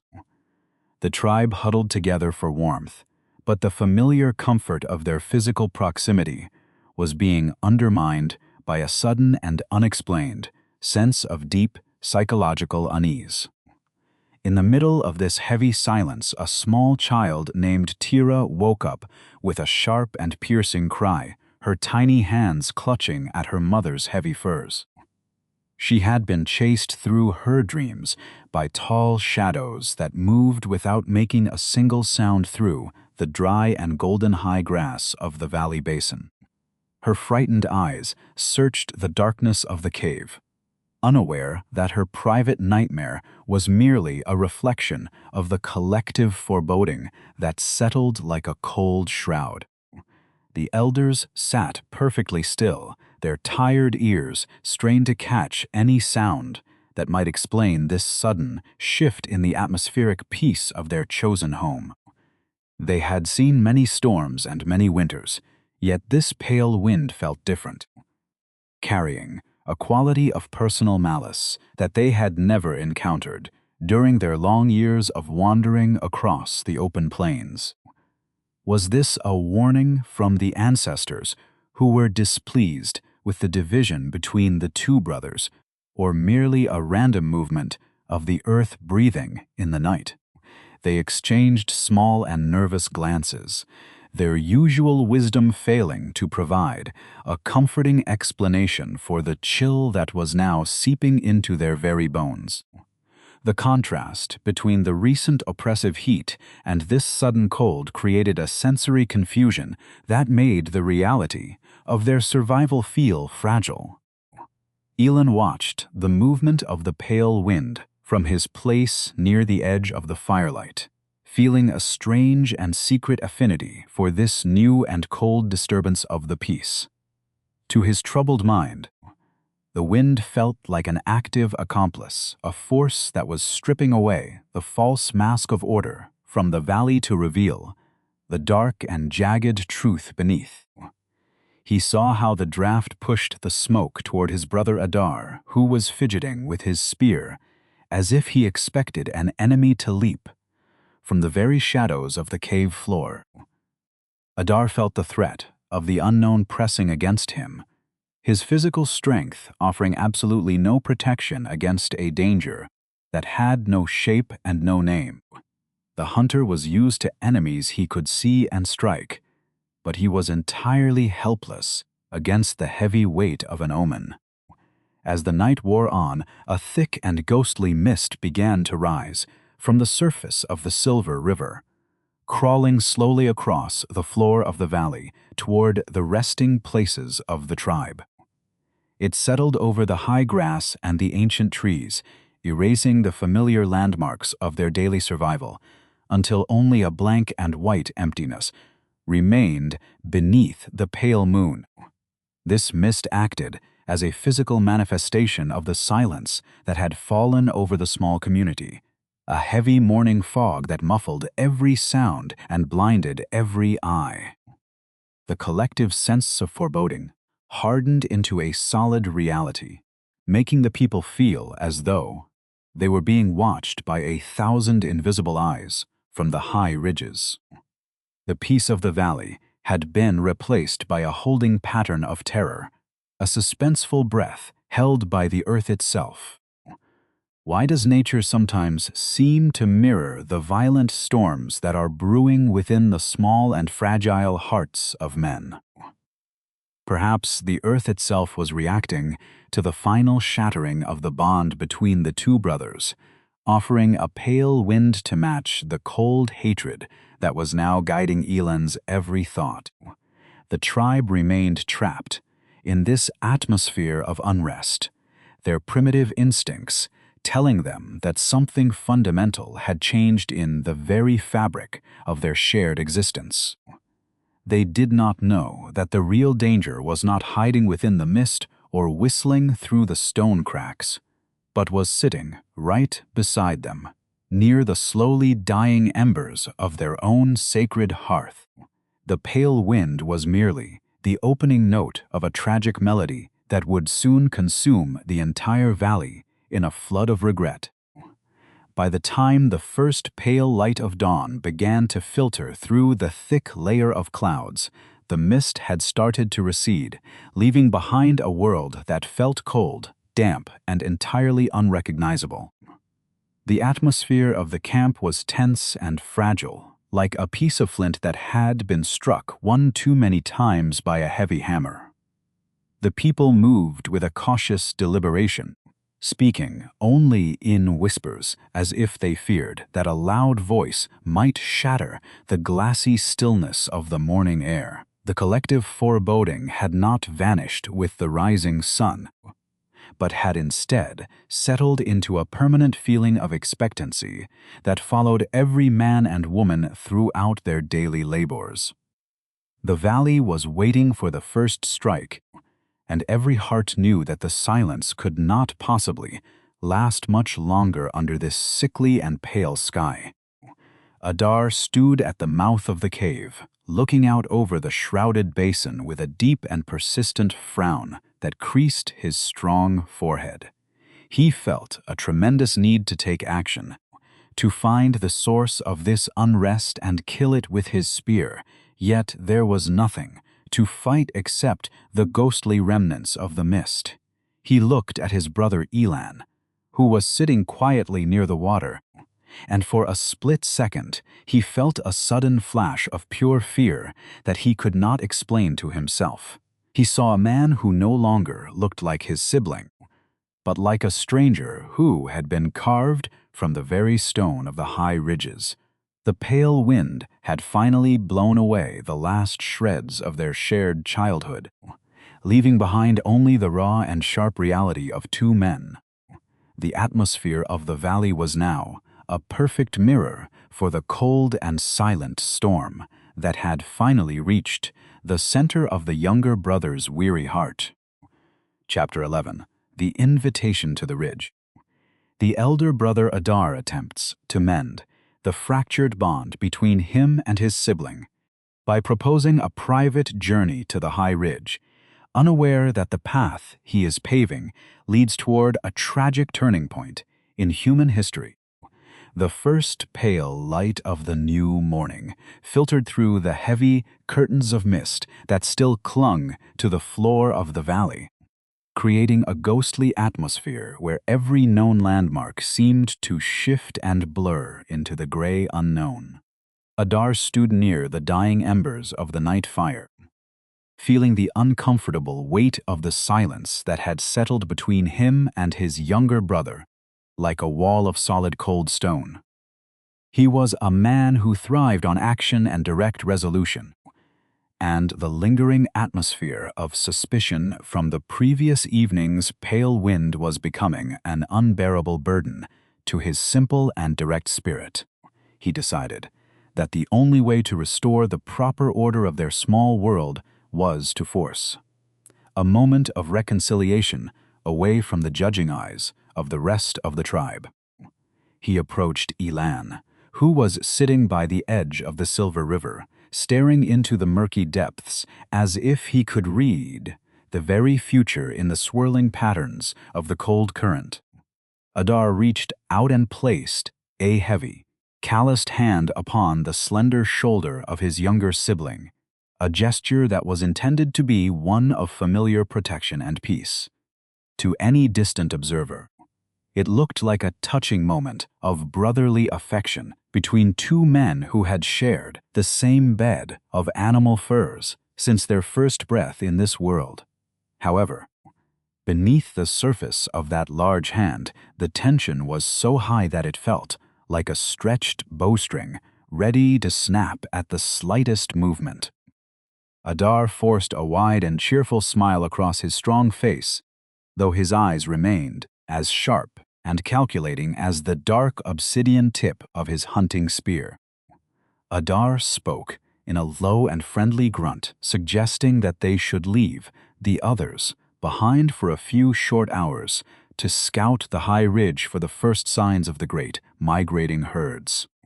He claimed that the view from the top would clear their minds of the dark fogs that had been haunting their sleep and allow them to speak as brothers, once again without the interference of the elders. It was a carefully crafted invitation designed to appeal to Elan's desire for inclusion and recognition, a fake gesture of peace that hid a much deeper need for Adar to reassert his physical dominance in a private setting. He believed that once they were alone in the vast silence of the wilderness, the natural hierarchy of the hunter over the tiller would be restored by the simple reality of the raw elements. Elan looked up at his brother, noting the way the morning sun caught the tiny scars on Adar's forearm, each one a permanent record of a past victory over a sharp tusk or a heavy claw. He recognized the lie hidden within the warm tone of Adar's voice, yet he also saw the perfect opportunity for his own secret desires to finally find a tangible shape in the physical world. He slowly nodded his head in silent agreement, standing up from the damp mud with a fluidity that surprised even the stronger hunter. They began to gather their simple tools for the long climb, their movements synchronized by years of shared habit. Yet their intentions were moving in two entirely different directions. The tribe watched them depart with a sense of relief, hoping that the high ridge would return their two strongest sons to them as a single mind. They walked away from the hearth smoke, their bare feet crushing the brittle golden grasses that whistled softly in the remaining breath of the pale wind. As they moved further from the safety of the cave, the sounds of the camp began to fade into a distant and meaningless hum of human activity that no longer had any influence over their immediate reality. The valley floor was replaced by the sharp and broken limestone slopes of the mountain, requiring every ounce of their physical concentration to maintain their balance on the narrow and winding paths. Adar led the way with a bold stride, occasionally reaching back to offer a helping hand that Elan consistently ignored with a cold determination. They were leaving the world of the many behind to enter the world of the two, where the only rules were those written in the dust.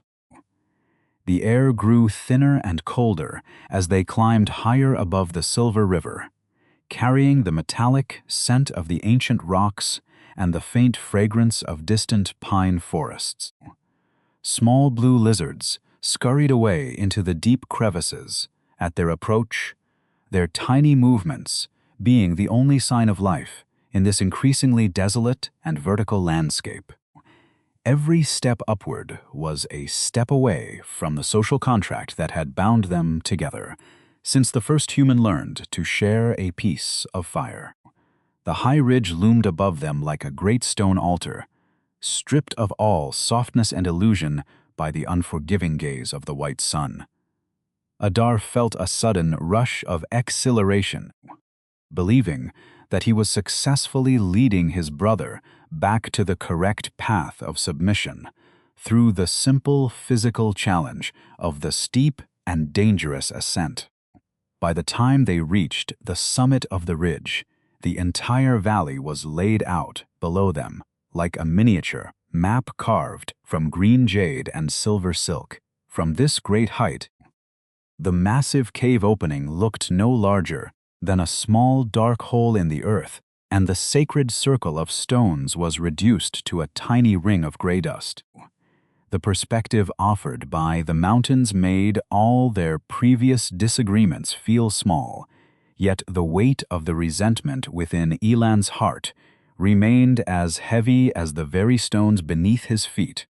Adar sat down on a flat boulder, taking a deep breath of the crisp high air and motioning for his brother to join him in admiring the vast glory of their isolated kingdom. He believed that this shared moment of wonder would be enough to mend the shattered bond. Elan stood perfectly still at the very edge of the sharp cliff, his shadow stretching out over the void, like a long and dark finger pointing toward the future. He did not look at the view or the distant herds, but focused entirely on the sound of his brother's breathing and the rhythmic thumping of his own heart against his ribs. The total physical vulnerability of their position was finally apparent to him, for there were no elders to intervene, no mother to comfort, and no sacred spirits to watch over the actions of men in this high and lonely place. The invitation to the ridge had been intended as a trap of psychological submission, but Elan had transformed it into a different kind of opportunity altogether. He felt a sudden sense of clarity, realizing that the final word would be spoken here, in the total absence of an audience. Adar began to speak of their shared childhood, recounting the time they had both narrowly escaped the claws of a cave bear by hiding in a narrow crevice in the cold tundra. He laughed softly, the sound being carried away instantly by the strong high wind that whistled through the jagged stone peaks.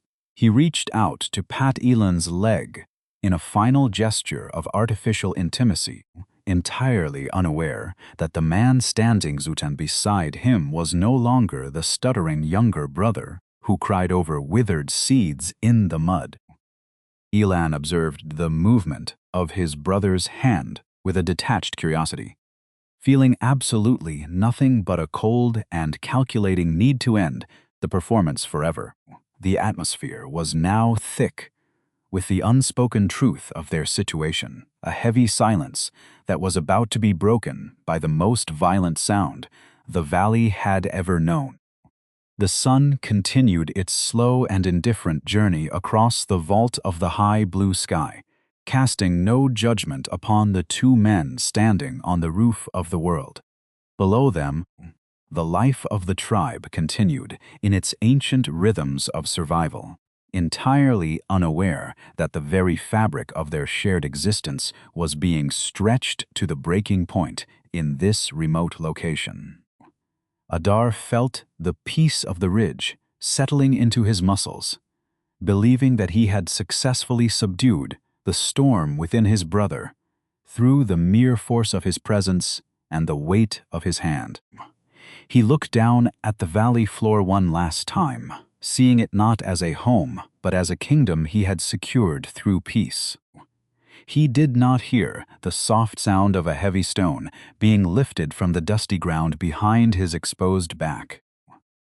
The most dangerous heights are not found in the mountains, but in the distance between two hearts that have forgotten how to speak to each other in the light.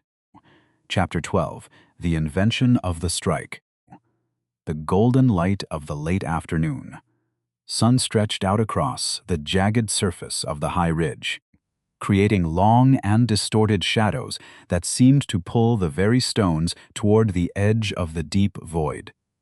Adar sat with his back turned to his younger brother, his strong shoulders relaxed as he stared down at the tiny movement of the tribe far below him in the fertile basin. He was feeling a tremendous sense of personal satisfaction, believing that he had finally guided the troubled spirit of Elan back into the fold of natural submission. Through this shared journey to the heights, he did not notice the way the air had grown suddenly, still and heavy, as if the valley itself was holding its collective breath in anticipation of a moment that could never be undone by any amount of ritual fire. Elan stood 3 paces behind his brother, his fingers wrapping slowly and deliberately around a heavy piece of sharp, gray limestone that had been baked by the unforgiving heat of 1,000 summer afternoons. This was not a refined tool of the hunter like the obsidian-tipped spear, but a raw and brutal chunk of the earth that required no skill or tradition to turn into a deadly weapon of final destruction. He felt the weight of the stone in his palm, a solid and unblinking reality that seemed to promise him the only solution to the years of bitter silence and public humiliation he had endured within the shadows. The physical texture of the rock was rough and cold against his skin, acting as a final anchor for the violent intention that was currently fluting through his every nerve and sinew. There was a subtle and terrible irony in the fact that the tiller, who had spent his entire life trying to understand how to nurture growth from the soil, was now using a piece of that same soil to end the life of his own flesh and blood. He looked at the exposed neck of his brother, noting the way the pulse beat softly beneath the sun-darkened skin. A small and fragile rhythm that was the only thing standing between the current order of the world and total chaos. He did not feel a surge of hot anger, but rather a cold and perfect clarity that stripped away all the old stories of family loyalty and shared childhood secrets.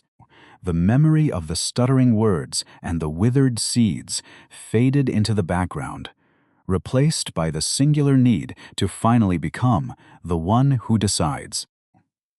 With a single explosive movement that carried the entire weight of his repressed resentment, Elan brought the heavy stone down upon the back of Adar's head with a brutal force that shattered the glassy stillness of the high mountain air. There was no cry of defiance or shout of warning, only the dull and sickening thud of hard mineral meeting soft human bone, a sound that felt as though it had been recorded into the very foundations of the Stone Age Valley. Adar's body jerked once, his fingers clapping feebly at the dusty ground before his entire frame went limp and heavy, falling forward into the dirt like a tall tree that had been struck by a sudden and invisible bolt of lightning. The spear he had carried with such immense pride slid from his grasp, clattering uselessly against the sharp gray rocks. The silence that followed the strike was far more terrifying than the act of violence itself, a deep and vacuum-like quiet that seemed to swallow the entire summit of the high ridge in a single gulp. Elan stood over the motionless form of his brother, his chest heaving with the effort of the blow, and his eyes wide with a sudden and unexpected shock at how easily the world had been irreversibly changed. He had imagined this moment 1,000 times in the dark hours of his nightmares, yet the physical reality of a body without breath was something his primitive mind was entirely unprepared to process. The vibrant energy that had defined Adar for 3 decades was simply gone, replaced by a stillness that was entirely alien to the noisy and busy rhythms of the collective tribal life below. He dropped the bloody stone into the dust, watching it roll away until it came to rest near the edge of the steep cliff, its service to his dark ambition now completely finished. He reached out, a trembling hand to touch the shoulder of the man he had just struck, half expecting Adar to leap up with a bold laugh and tell him it was all a cruel game designed to test his resolve. But the flesh beneath his fingers was rapidly growing cold, and the heavy smell of metallic blood began to mix with the scent of the dry grass, creating a sensory experience that was both intimate and utterly repulsive. He realized that he had not just killed a competitor, he had murdered the very concept of safety and trust that had allowed their small family to survive the long winter. In this single second of decision, the invisible boundary of original human nature had been crossed, and a new and darker era of the Stone Age had been formally ushered into existence on the roof of the world. Elan looked down at his hands, noting the dark stains that were now seeping into the lines of his palms like the roots of a poisonous tree that would never be pulled up by any human hand. He felt a sudden and desperate wish to take back the last 10 seconds of his life, to rewind the sun and stand once more in the silence of the afternoon before the stone had left the ground. But time only moves in one direction, carrying the weight of our actions forward into a future that is now permanently scarred by the violent choices made in the present moment. The sun continued to sink toward the horizon, painting the distant clouds in hues of violent orange and deep purple, entirely unconcerned with the small human tragedy that had just occurred on this high and lonely altar of limestone. The high ridge, which had been intended as a place of reconciliation and new perspectives, had instead become the site of the first premeditated crime, a monument to the fragility of the human soul when faced with the poison of unchecked pride. Elan sat down beside the body of his brother, not out of affection, but because his own legs had suddenly turned to water beneath him, leaving him unable to stand in the presence of the stillness. He was now the only master of the heights, yet he felt more like a prisoner than he ever had in the shadows.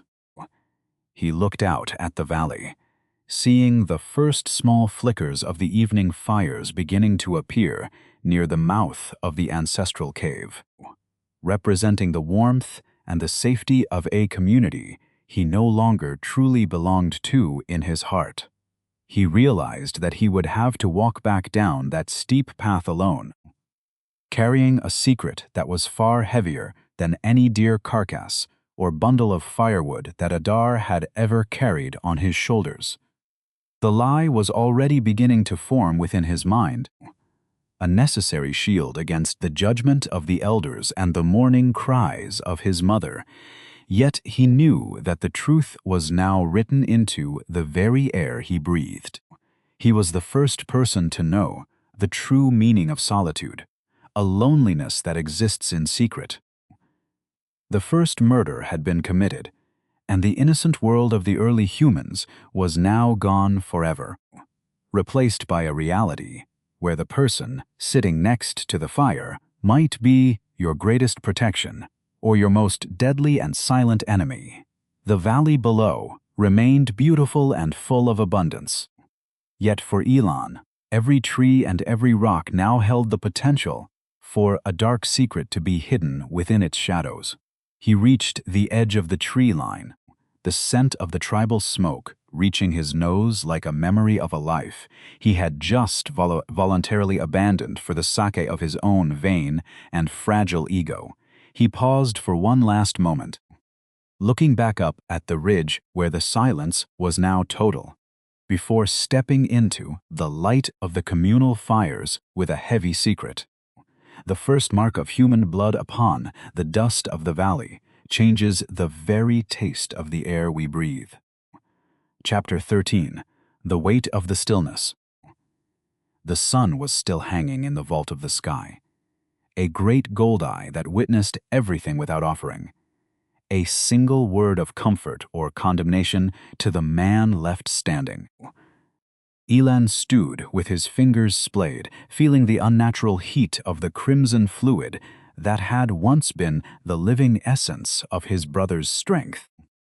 Every rushing sound of the wind through the dry grass now seemed to carry a sharp and pointed question that he did not have the courage to answer aloud. He looked down at the hands that had so carefully nurtured the tiny grains in the mud, finding it impossible to reconcile the act of growth with this new reality of final destruction. The world had not split open to swallow him. Instead, it had grown eerily still, as if nature itself was recording the geometry of his crime. He knelt beside the motionless form, his knees digging into the sharp grit of the limestone as he reached for a handful of dry, fine sand to scour the evidence from his skin. He rubbed his palms together with a frantic intensity, the rough grains of quartz scratching at his flesh until it was red and raw beneath the fading light. Why did the dark stains seem to sink deeper into the lines of his life, even as he tried to scrub them away with the very earth he had once loved? No amount of sand or water from the Silver River could truly erase the sensation of that final heavy strike that had severed the thread of a shared ancestry. He found himself looking at the fingernails he had once viewed with pride, realizing that every speck of dirt now carried a different weight. This new type of silence was not the peaceful quiet of a sleeping valley, or the reassured calm of a successful hunt, but a heavy and vacuum-like absence of truth. It felt as though the very air had become thick and viscous, making every breath an effort of will rather than a simple animal reflex of the lungs. Did the trees know what had happened in the shadow of the ridge? Or was the forest truly as indifferent as the cold stone boulders that surrounded him? He realized that he was now the only person on the entire earth who knew the exact location of the body and the exact weight of the stone that had ended the story. This singular knowledge was a private prison, a wall built from invisible bricks that would forever separate him from the warmth of the communal hearth and the honest laughter. He watched a small blue lizard scurry across the toes of the man who had once been the greatest hunter of the tundra, noting with a sick heart that the creature felt no fear of the stillness. Adar would never again wake up to sharpen the obsidian of his spear or boast of the great herds that moved beyond the high purple ridges of the distance. The finality of death had always been something that happened to animals or to the very old. But seeing it applied to the prime of human strength was a lesson that Elan was learning with a devastating clarity. He had removed his competitor, yet he had also removed the only person who truly understood the rhythms of his own family history and the sound of his father's voice. The triumph he had imagined was turning into a bitter dust. The shadows of the high mountains began to reach out toward the center of the basin, signaling the rapid approach of the hour when the tribe would expect the two brothers to return hand in hand.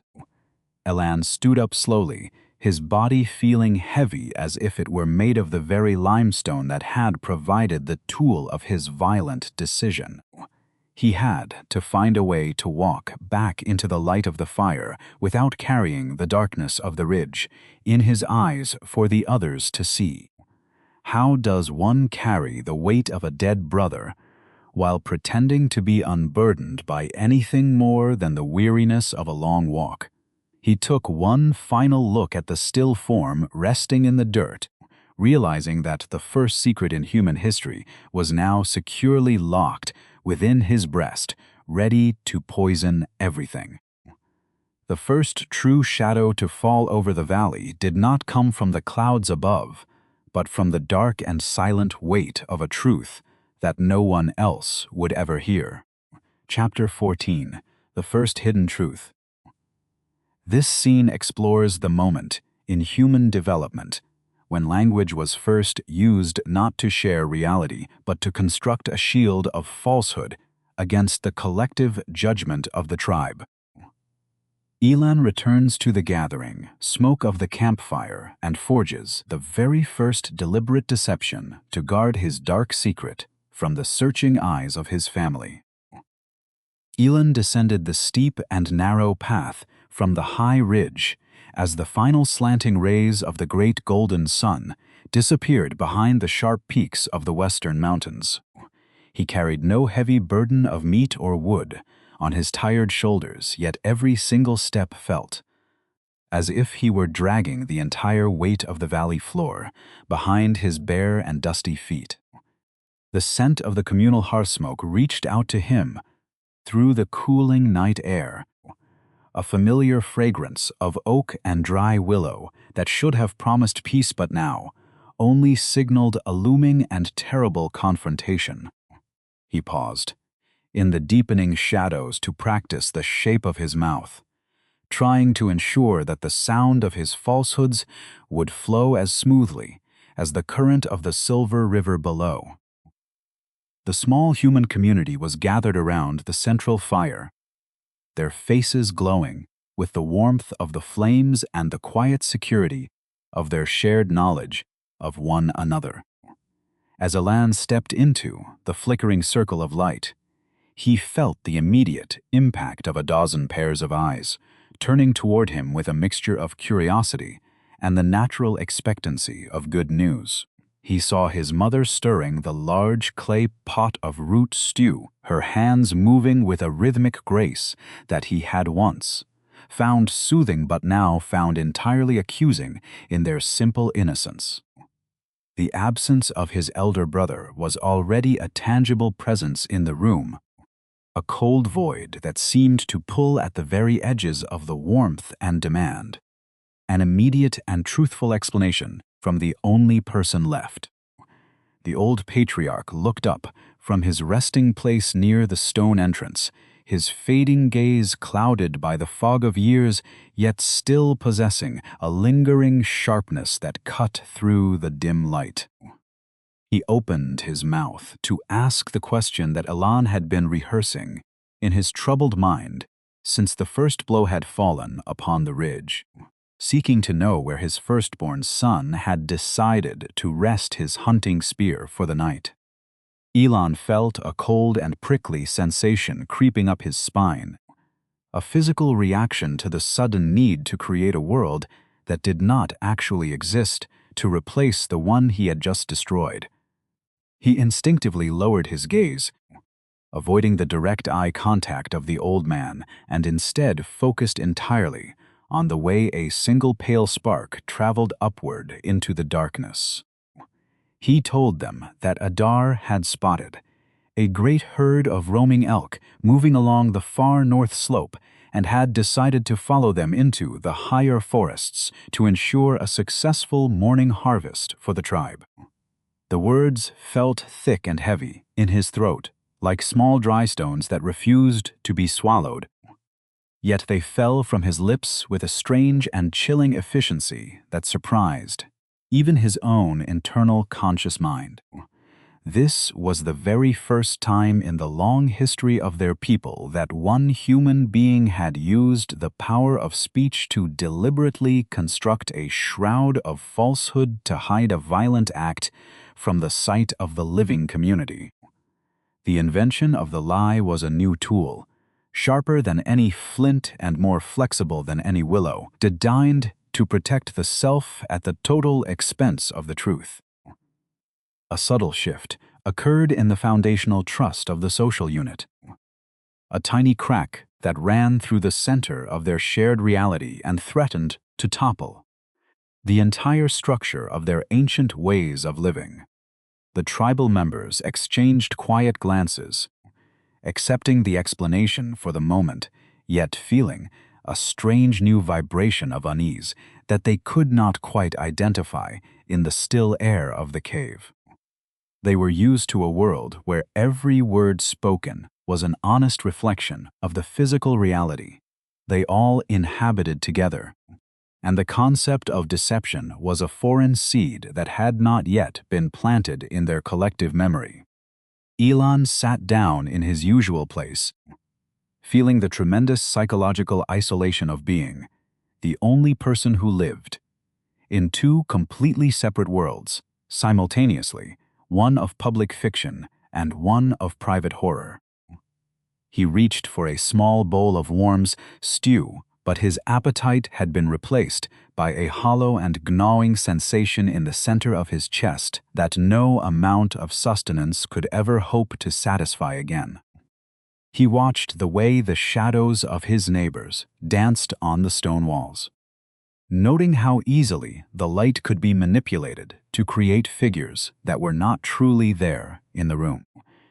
Every quiet whisper from the back of the cave felt like a pointed accusation, and every gentle breath from the sleeping children sounded like a rhythmic thumping of a heart that he had just stopped with a single heavy stone.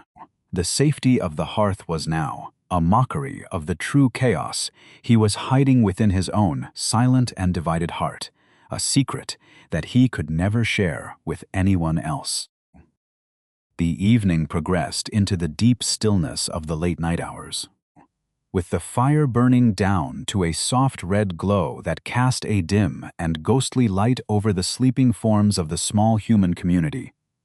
Elan remained wide awake, staring into the dimming embers and wondering if the earth itself would eventually betray his falsehood by refusing to hold the weight of his lies any longer in the dark. He realized that by protecting himself through the power of the hidden truth, he had effectively severed his final real connection to the very people he was trying so desperately to remain among during this time of loss. He was no longer truly a part of the circle, but a ghost haunted by his own voice, floating in a sea of deception that he had built with his own small hands. As the cold morning air began to seep into the cave, signifying the imminent arrival of another sunlit day of searching and questioning, Elan felt the weight of his secret hardening into a permanent and unforgiving armor around his soul. He understood that this single act of deception was just the beginning of a much longer journey of loneliness that would require him to constantly rebuild his false world to keep the real one at a distance. The foundational trust of the tribe had been fatally fractured, and though they might still hunt together and share the same warm hearth, the invisible bond of pure honesty had been vaporized in the cold stillness of the high ridge. He was the first person to realize that one can be entirely alone, even in the middle of a crowded room, full of people who love you. The silence of the night was finally broken by the early call of a distant bird, a sharp and piercing sound that seemed to demand a resolution to the tension that had been building within the cave for many hours. Elan stood up and walked toward the entrance, looking out at the pale horizon and wondering if Adar was looking at the same sky from the total stillness of the high mountain peak far away. He had succeeded in hiding his crime for one night, yet he knew that the true test of his invention would come with each new breath and each new question from those who truly knew the face of his brother. The journey of the lie was only just beginning, carrying him further into a wilderness where no path had ever been cut before by the feet of any human traveler. The tribe began to stir in the dim light, their movements slow and rhythmic as they prepared for the tasks of survival, entirely unaware that their world had just been permanently altered by the power of a single false word. They looked to Elan for guidance on where to start their daily search for the missing hunter, still believing that he was the trusted messenger of the family will in the absence of his brother. He offered them a sharp gesture toward the north, directing their attention away from the truth and deeper into the illusion of his own creation. Feeling both the power of the control and the absolute despair of the total separation. He was a master of the shadow now, a tiller who had finally harvested the bitter fruit of his own deception in the cold heart of the ancient valley floor. The first shadow cast upon the human heart was not created by the setting of the sun, but by the invention of a reality that only one man could see. Chapter 15. The Gaze of the Tribe. The gathering worry of the tribe transforms into a sharp and focused suspicion as the missing hunter fails to return from his supposed expedition to the north.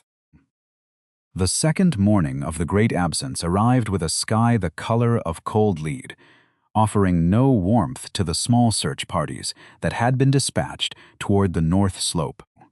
The air was thick with the scent of damp limestone and the faint, lingering ghost of the morning fire, but the usual sounds of productive tribal life were replaced by a heavy and strained silence.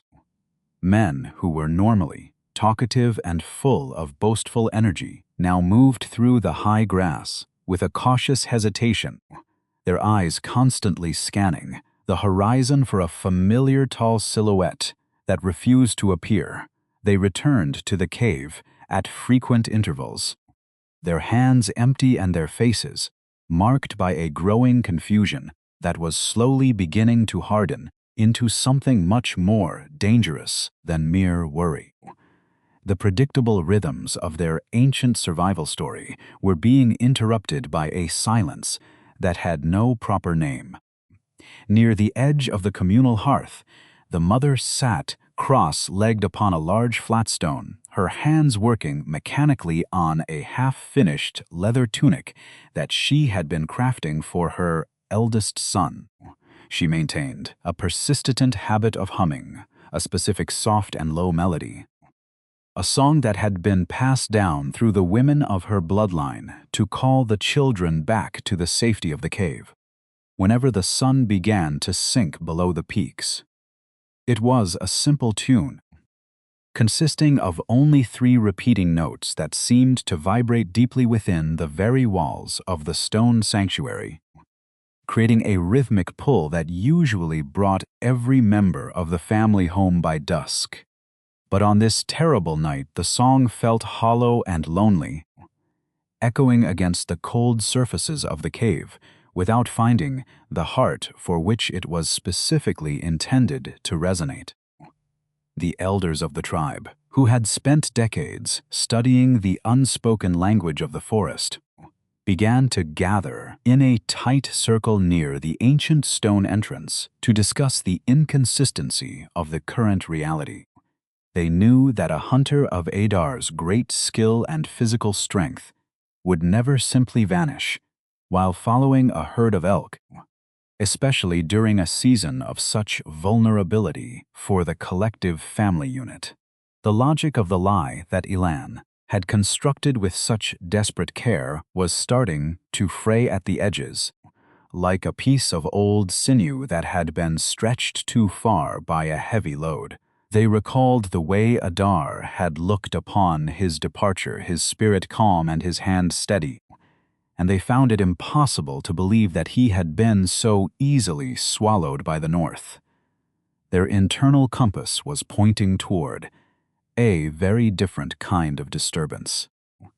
Elan sat slightly apart from the others, his fingers obsessively tracing the pattern of the dirt on the cave floor as he tried to maintain the mask of the concerned and patient younger brother. He felt the gaze of the tribe shifting away from the distant ridges and settling upon his own narrow shoulders with a weight that was becoming physically painful to endure under the dim firelight. Every time the mother hummed that soft and accusing melody, he felt a sharp surge of guilt that threatened to boil over and spill the truth into the cold dust of the communal floor. He was discovering that the true difficulty of a great falsehood is not the first telling, but the constant effort required to keep the fabric of the illusion from tearing open in front of the people who know you best. His skin felt too tight for his body. Even the small children, who usually played without a care near the water, had fallen into a state of eerie and muted stillness as they sensed the shifting emotional tides within their small world. They watched Elan from behind the safety of their mother's furs, their dark eyes wide with a primitive intuition that something fundamental had been permanently altered in the air they all shared. They did not understand the concept of murder or the mechanics of deception. Yet they could feel the absence of the hunter like a physical coldness that no amount of dry wood could ever hope to warm again. They ceased their usual shouting and chasing, preferring instead to sit in the shadows and watch the way the adults moved with such new and strange hesitation across the very ground they had once claimed as their own. The pointed suspicion of the tribe finally found a voice when one of the older hunters, a man named Tor, who had been a rival to Adar in his youth, stood up and asked Elan exactly where on the north slope the elk had been spotted. He spoke with a calm and measured tone, yet the question was like a sharp flint knife being drawn slowly across the surface of a stretched hide, seeking the weakest point of the resistance. Elan hesitated for only 2 seconds, yet those 2 seconds felt like an eternity of confession to the people who were listening for the slightest deviation in his usual stuttering rhythms. He described a grove of trees near the high waterfall, but even as the words left his lips, he realized that his description lacked the vivid reality of a man who had actually seen the great moving animals in the sunlight. The atmosphere inside the cave was now thick with the metallic scent of unspoken questions and the bitter taste of a trust that was rapidly evaporating in the heat of the mounting collective fear. The silver river outside continued its indifferent rushing, but to the tribe the sound no longer carried the promise of life, instead seeming to carry the secrets of the dead toward an unknown and terrifying destination. The very walls of the cave, which had provided them with a sense of permanent belonging for 14 days, now felt like the bars of a cage that was slowly closing in on their fragile sense of truth. They looked at the small handful of withered grains that Elan had offered to the spirits, realizing that the failure of the soil was perhaps linked to the failure of the family heart in this ancient valley floor. As the second night of the Great Absence fully descended, the collective worry of the small community, finally crossed the invisible threshold into an active and focused accusation that no one had the courage to speak aloud yet. The mother's humming finally ceased, leaving a silence so profound that the only sound left was the soft crackling of the dying embers in the middle of the sacred circle of stones. Elan realized that his invention of the hidden truth had not only failed to protect him, but had instead created a beacon that was directing the entire curiosity of the tribe toward the very shadows he was trying to conceal. He looked at the old patriarch, seeing in his fading eyes a moment of sudden and horrific clarity that no amount of fading memory could ever hope to hide from the truth again. The night air grew chilly, carrying the scent of the distant high peaks, where the body of the great hunter lay, in the total stillness of the unforgiving limestone and the pale mountain mist. Elan understood now that he could not keep the reality of the high ridge away from the cave forever, for the earth has a way of returning what has been stolen from its surface to the light of the day. Every person in the tribe was now moving with a new and sharp alertness, their instincts telling them that the true predator was not hiding within the woods or following the herds of elk toward the great north. The predator was sitting right beside them, sharing their food and breathing their air, waiting for the moment when the final word would be spoken under the cold and judging gaze of the ancient moon. The communal trust that had bound these early humans together for thousands of years across the frozen tundra was now nothing more than a memory of a dream that had ended long before the sunrise. They lay down to sleep, but no one truly closed their eyes. Each person listening to the sounds of their neighbors with a new and terrifying suspicion that had never existed before in their shared history. The invention of the murder had given birth to the invention of the vigil, a constant state of watchfulness, where no one was ever fully safe from the hands of those they loved most dearly. The first true darkness of the soul had settled into the very heart of the tribe, and it would not be driven away by any amount of ritual fire or sacred prayer to the spirits. The hum of a mother's song is a heavy weight when it falls into a silence that has no room for the truth. Chapter 16. The Trail of Red Clay. The discovery of the truth begins when the small search party deserts the false trail toward the north and instead follows a path of disturbed red earth toward the high limestone ridge. The morning light of the third day was not a gentle thing, but a harsh and unblinking glare that stripped away every remaining shadow of doubt from the faces of the tribal elders who stood near the mouth of the ancient cave. They had listened to Elan, stuttering directions toward the north for 2 full cycles of the great sun, yet their primitive hearts now told them that the truth was not hiding among the distant elk herds. Tor, the strong hunter with the scars of 100 victories, stepped forward and looked directly at the younger brother with a gaze that felt like a cold stone being pressed against the throat.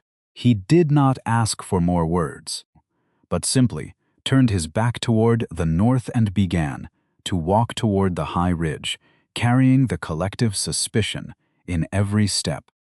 They walked in a single file line, a silent procession of 20 human beings, moving through the brittle golden grass that crushed beneath their bare feet, with a sound like breaking bones in the still air. Elan was forced to follow at the very back of the group, his hands trembling so violently that he had to clasp them behind his slender shoulders to hide his total terror from the judging eyes of the small children.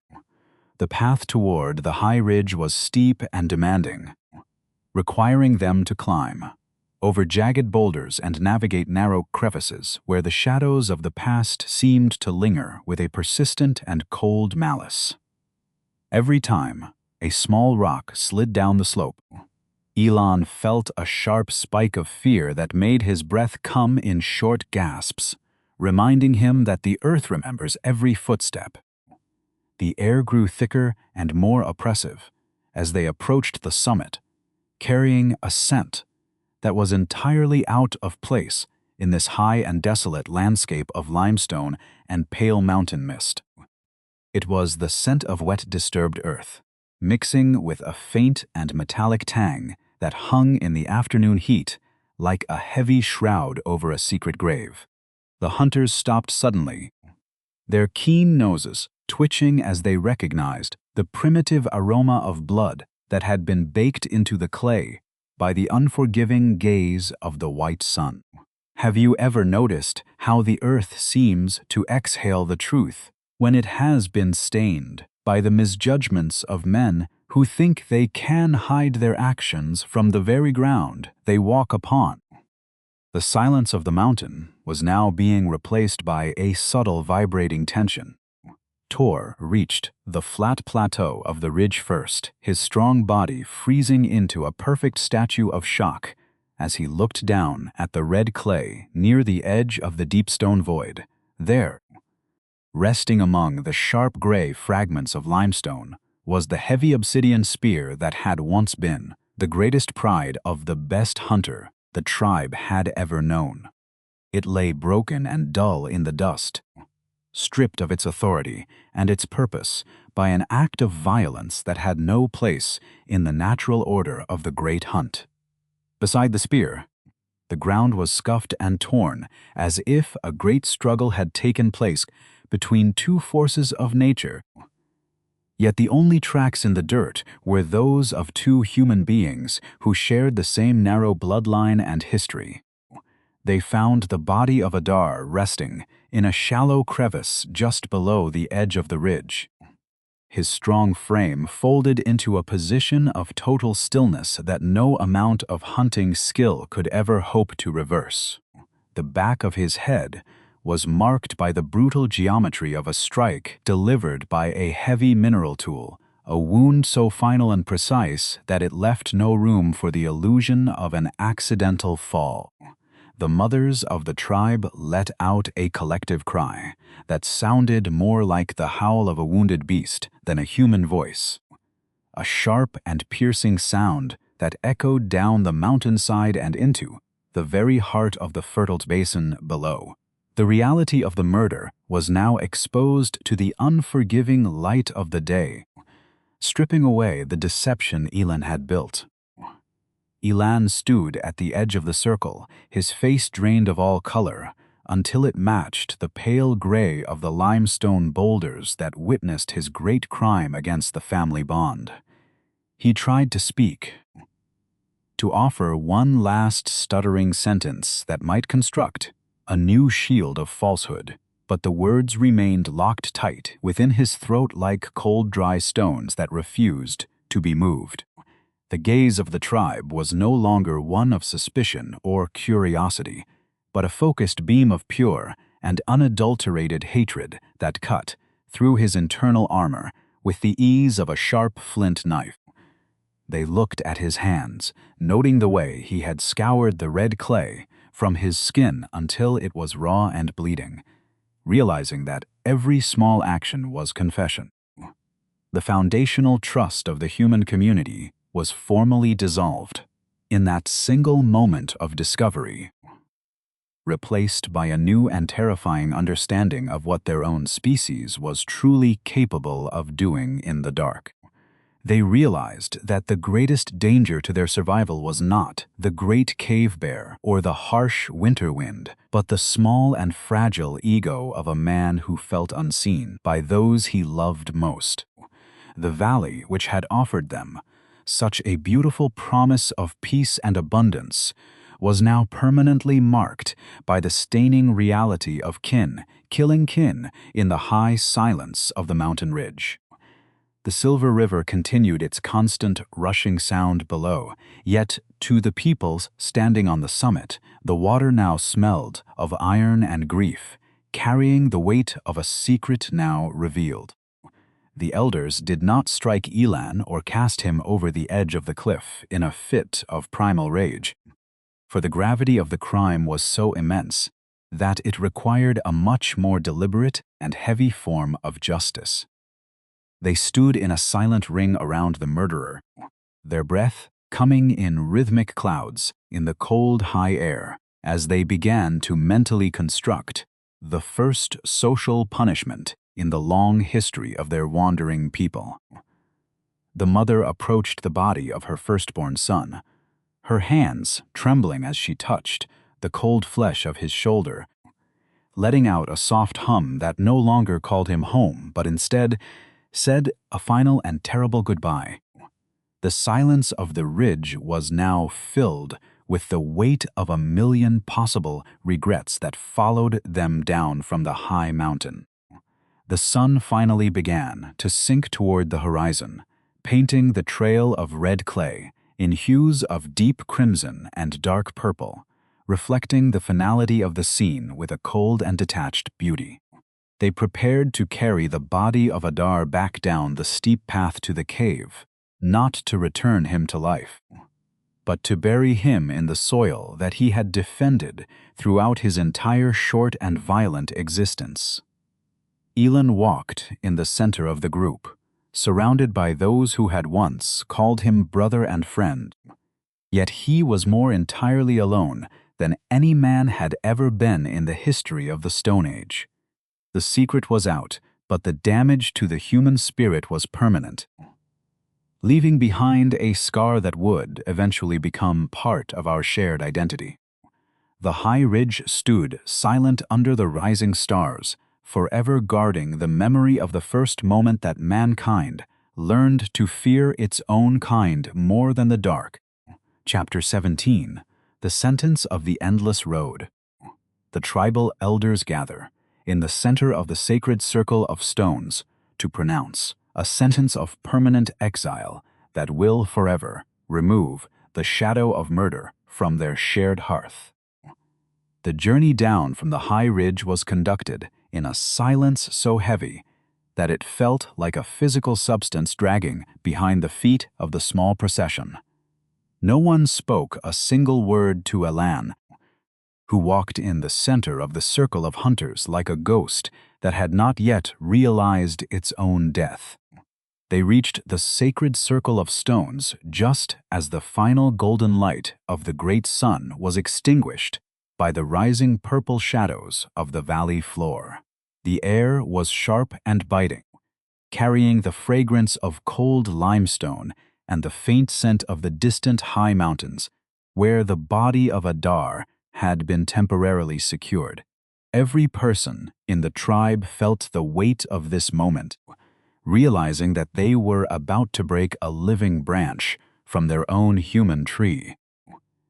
The old patriarch stood in the center of the gray boulders, his body wrapped in the thick fur of the great bear, looking less like a fading father and more like the final judge of human fate. He did not raise his voice or use his spear to threaten the younger son, for he understood that the true horror of the crime required a punishment that was beyond simple physical pain. He spoke the words of exile, with a graveled authority that seemed to resonate within the very foundation of the earth, beneath their bare feet. For the first time in the history of their wandering people, the concept of social death was formally established as a barrier against internal violence. They declared that Elan was no longer a son, nor a brother, nor a member of the tribe, but a nameless stranger to be forgotten. Elan felt the sentence settling over his shoulders like a cloak made of solid ice, stripping away the final shreds of comfort he had associated with the shared hearth and the familiar faces of his kin. He looked at his mother, searching for a single spark of forgiveness or even a brief moment of sorrow, but he found only a cold and glassy void that reflected his own cruelty back at him. The tribe had collectively decided to erase his presence from their memory, turning their backs toward him in a unified gesture of rejection that was more final than any stone blow. He realized that to be an outcast in this primitive world was to be a man without a spirit, a fragment of a broken tool left to rust in the rain. The solitude he had once craved was now his only companion. The oldest hunter stepped forward and handed Elan a rough staff made of fire-hardened ash, a simple tool for a long journey into an uninhabited wilderness where no human voice would ever answer his call.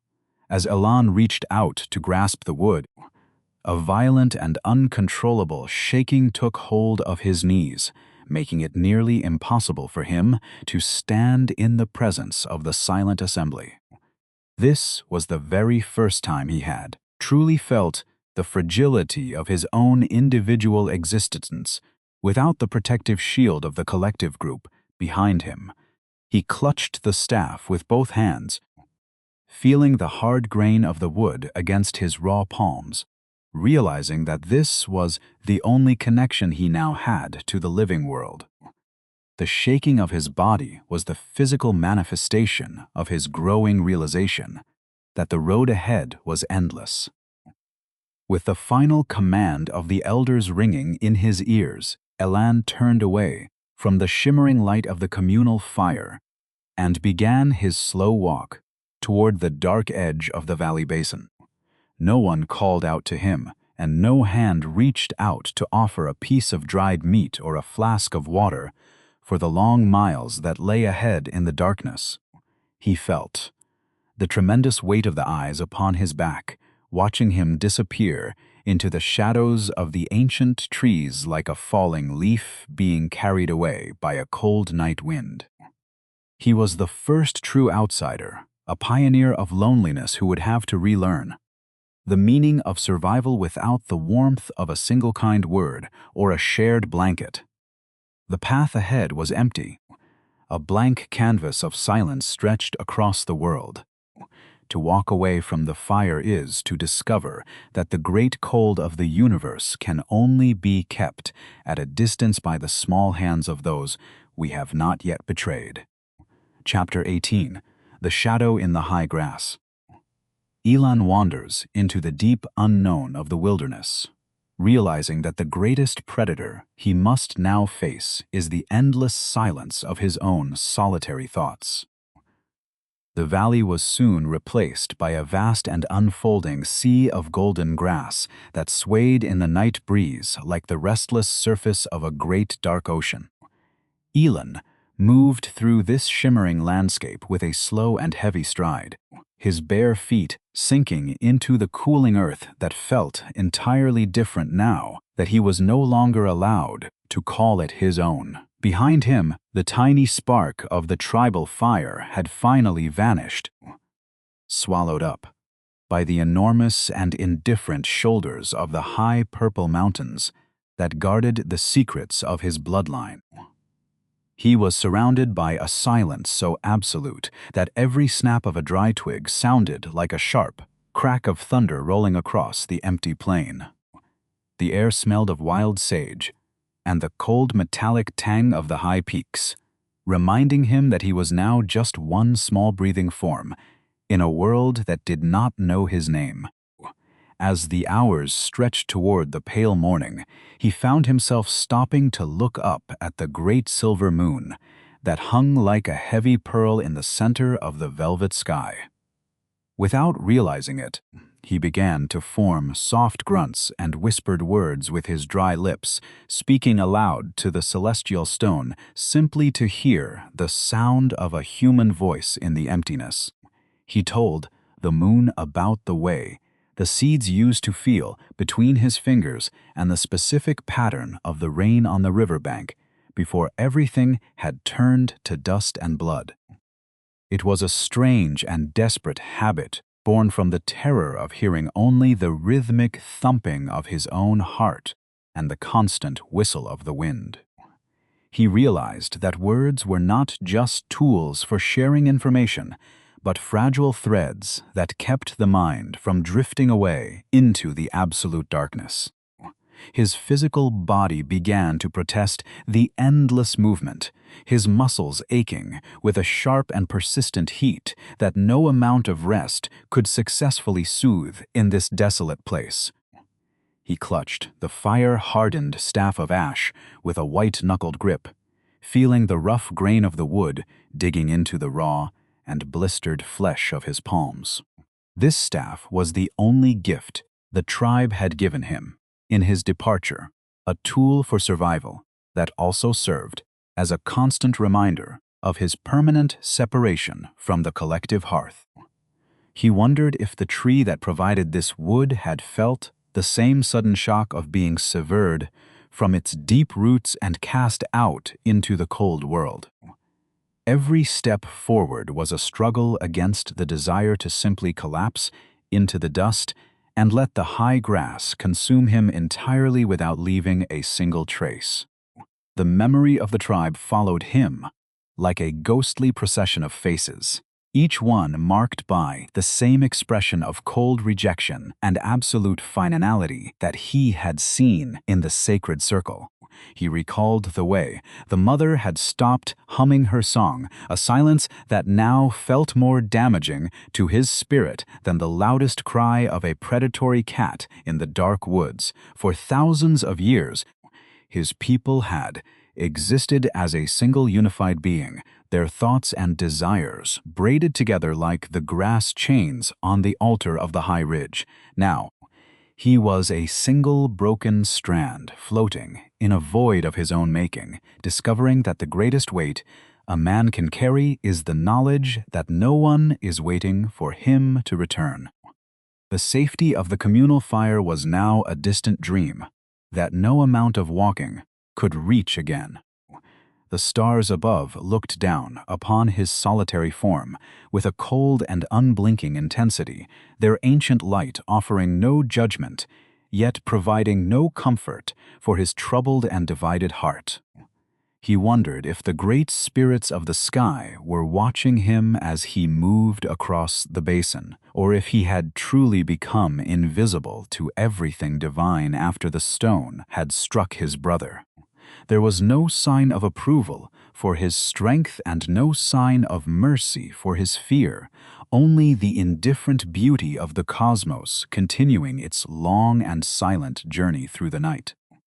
He realized that the individual ego, which had driven him to such great violence for the sake of recognition, was entirely meaningless in the presence of the vast and infinite wilderness. He was just a fragment of dust moving through a shadow, a tiny speck of life lost in the eternal silence. The shadow he cast upon the grass seemed to grow longer and more sinister as the pale morning light began to touch the edge of the eastern horizon with a faint pink glow. It stretched out before him, like a dark finger pointing toward a future that contained only more walking and more silence under the weight of his private secrets.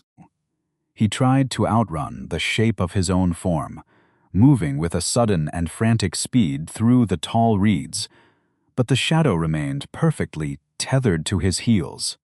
It was a constant companion that required no food and no water, a physical manifestation of the darkness he had invited into his own soul in the high silence of the mountain peaks. He realized that he could never truly be alone, because the memory of his brother would always be walking beside him in the dust. As the sun finally rose over the high ridges, casting a harsh white light over the new landscape, Elan reached a small outcropping of black stone where the water was stagnant and bitter. He sat down and looked at his reflection in the dark pool, hardly recognizing the man who looked back at him with such hollow eyes and sunburned skin.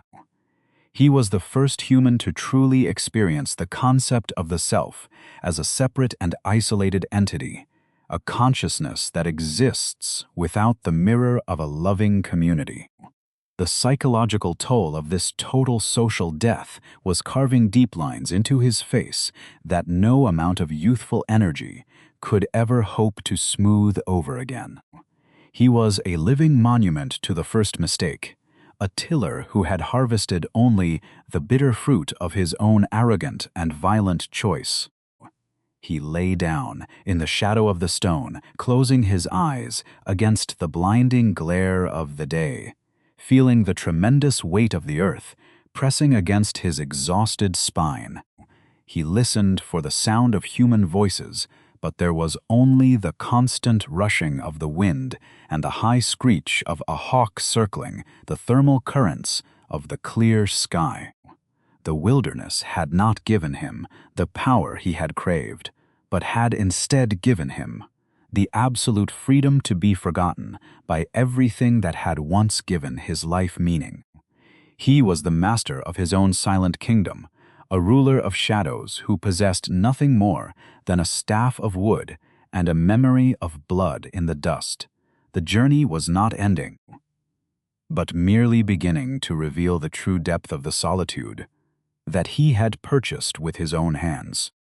The endless horizon is a beautiful sight until you realize there is no one left to help you name the colors of the sky. Chapter 19, The Echo of the First Cry. This final chapter follows the transformation of a single violent act into a haunting legend that would shape the moral compass of all human generations to come. The seasons turned thousands of times, folding the red clay of the high ridge under layers of new dust and fallen leaves until the physical evidence of the first strike was buried deep within the silent heart of the earth.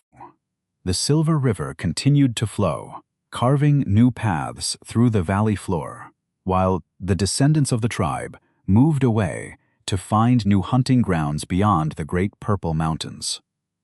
However, the memory of the two brothers did not fade away into the fog of time like the scent of a dying campfire in the rain. Instead, it became a heavy anchor in the collective mind of humanity, a story told in whispers to keep the children close to the light of the hearth during the long and cold winter nights. The tragedy of the hunter and the tiller became the first blueprint for understanding the dark potential that resides within every human soul.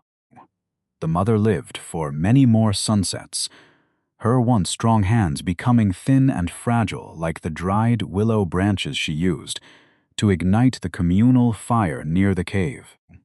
She never again hummed the full song that called her sons home, for the final note had been severed by the heavy stone on the high ridge, leaving only a broken melody that haunted the cave walls. When she spoke to her grandchildren, she did not tell them of the great herds of mammoth or the success of the hunt, but rather of the invisible thread of trust that binds one heart to another. She taught them that the greatest strength is not found in the strike of the spear, but in the ability to see the worth in the quiet labors of the tiller. Her grief became the fertile soil where the first moral lessons of human history began to take root. As the story was passed down through the oral traditions of 1,000 different campsites, the physical form of Elan began to dissolve into a symbolic figure, representing the permanent outcast who carries an invisible mark upon his forehead. He was no longer just a man who had made a terrible mistake, but a living warning to anyone who might let resentment poison the well of their own familial affection. The tribe developed a deep and primal fear of the solitude he had represented, realizing that to be alone in the vast wilderness was a punishment far worse than death itself. The name of the younger brother eventually disappeared from the tongue, replaced by titles of shadow and regret. while the spirit of the elder brother was invoked whenever a hunter needed to find his way back to the safety of the collective light. The tribe eventually created their first codes of conduct based on this original disaster, realizing that no community could survive if the hands that shared the food were also capable of holding a hidden stone. They began to value the transparency of the heart over the secrecy of the shadow, establishing rituals that forced every member to look their neighbors directly in the eye before the evening meal was shared. This was the birth of justice, a fragile system designed to balance the weight of personal desire against the heavy requirement of social harmony. They carried this story with them as they migrated across the continents, ensuring that every new hearth was built upon the foundation of this ancient and painful wisdom. The memory of the high ridge followed them into every new valley they claimed as their own home under the stars. Elan continued to wander through the uninhabited wilderness for many years, becoming a mythic figure that mothers used to frighten children who wandered too far from the safety of the firelight in the dark. He became the ghost in the tall grass, the sudden snap of a branch in the night, and the unexplained chill that settled over a lonely traveler near the water.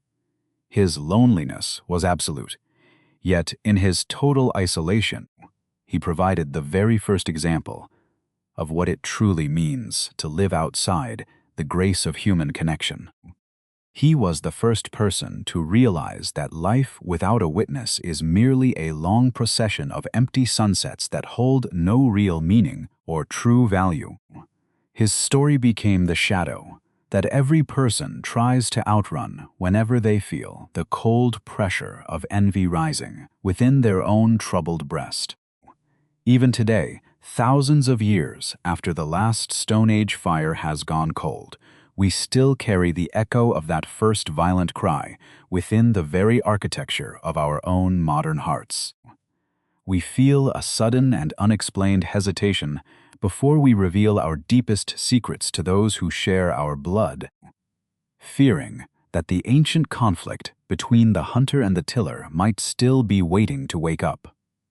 The valley is gone, replaced by the towering walls of cities made of glass and iron. Yet the human drama of ego and desire remains exactly as it was in the beginning. We are still trying to balance the need for individual recognition with the fragile requirement of communal trust, searching for a way to ensure that we never again stand alone on a high ridge with a stone. The silence of the earth is not an absence of sound, but a recording of everything that has ever happened upon its surface since the first human breath was drawn in the darkness.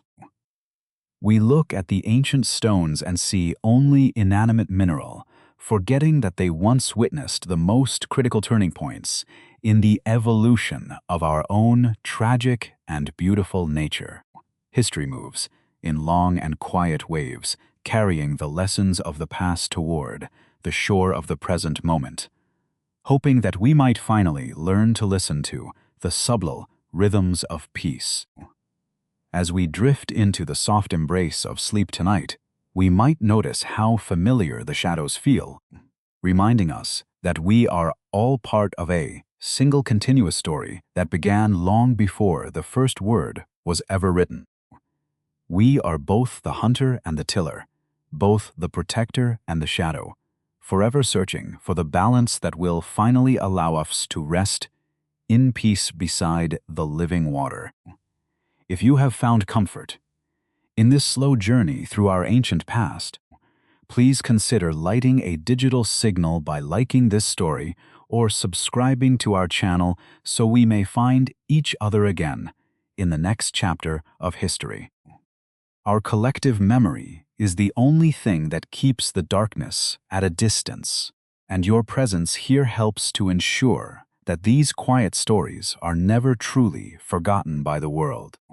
As the world fades into the soft silence of the night, Let your thoughts drift toward the future while keeping one hand firmly anchored in the lessons of those who walked the red clay before us. The first cry in the valley was a warning, but the last word in our story must always be forgiveness. The history of our species is a long and complicated tapestry of small choices that eventually create the great patterns of civilizations, reminding us that every action we take leaves a permanent footprint in the shifting dust of time. We must learn to cherish the fragile bonds of trust that keep us safe within the circle of the firelight, for outside that warmth lies only the endless silence of the high ridge and the pale wind. May your dreams be peaceful and your heart be light as you drift away from the noise of the modern world and into the quiet stillness of the past. Do you believe that human nature is fundamentally guided by the desire to create life? Or are we forever bound to the primitive instinct of the strike?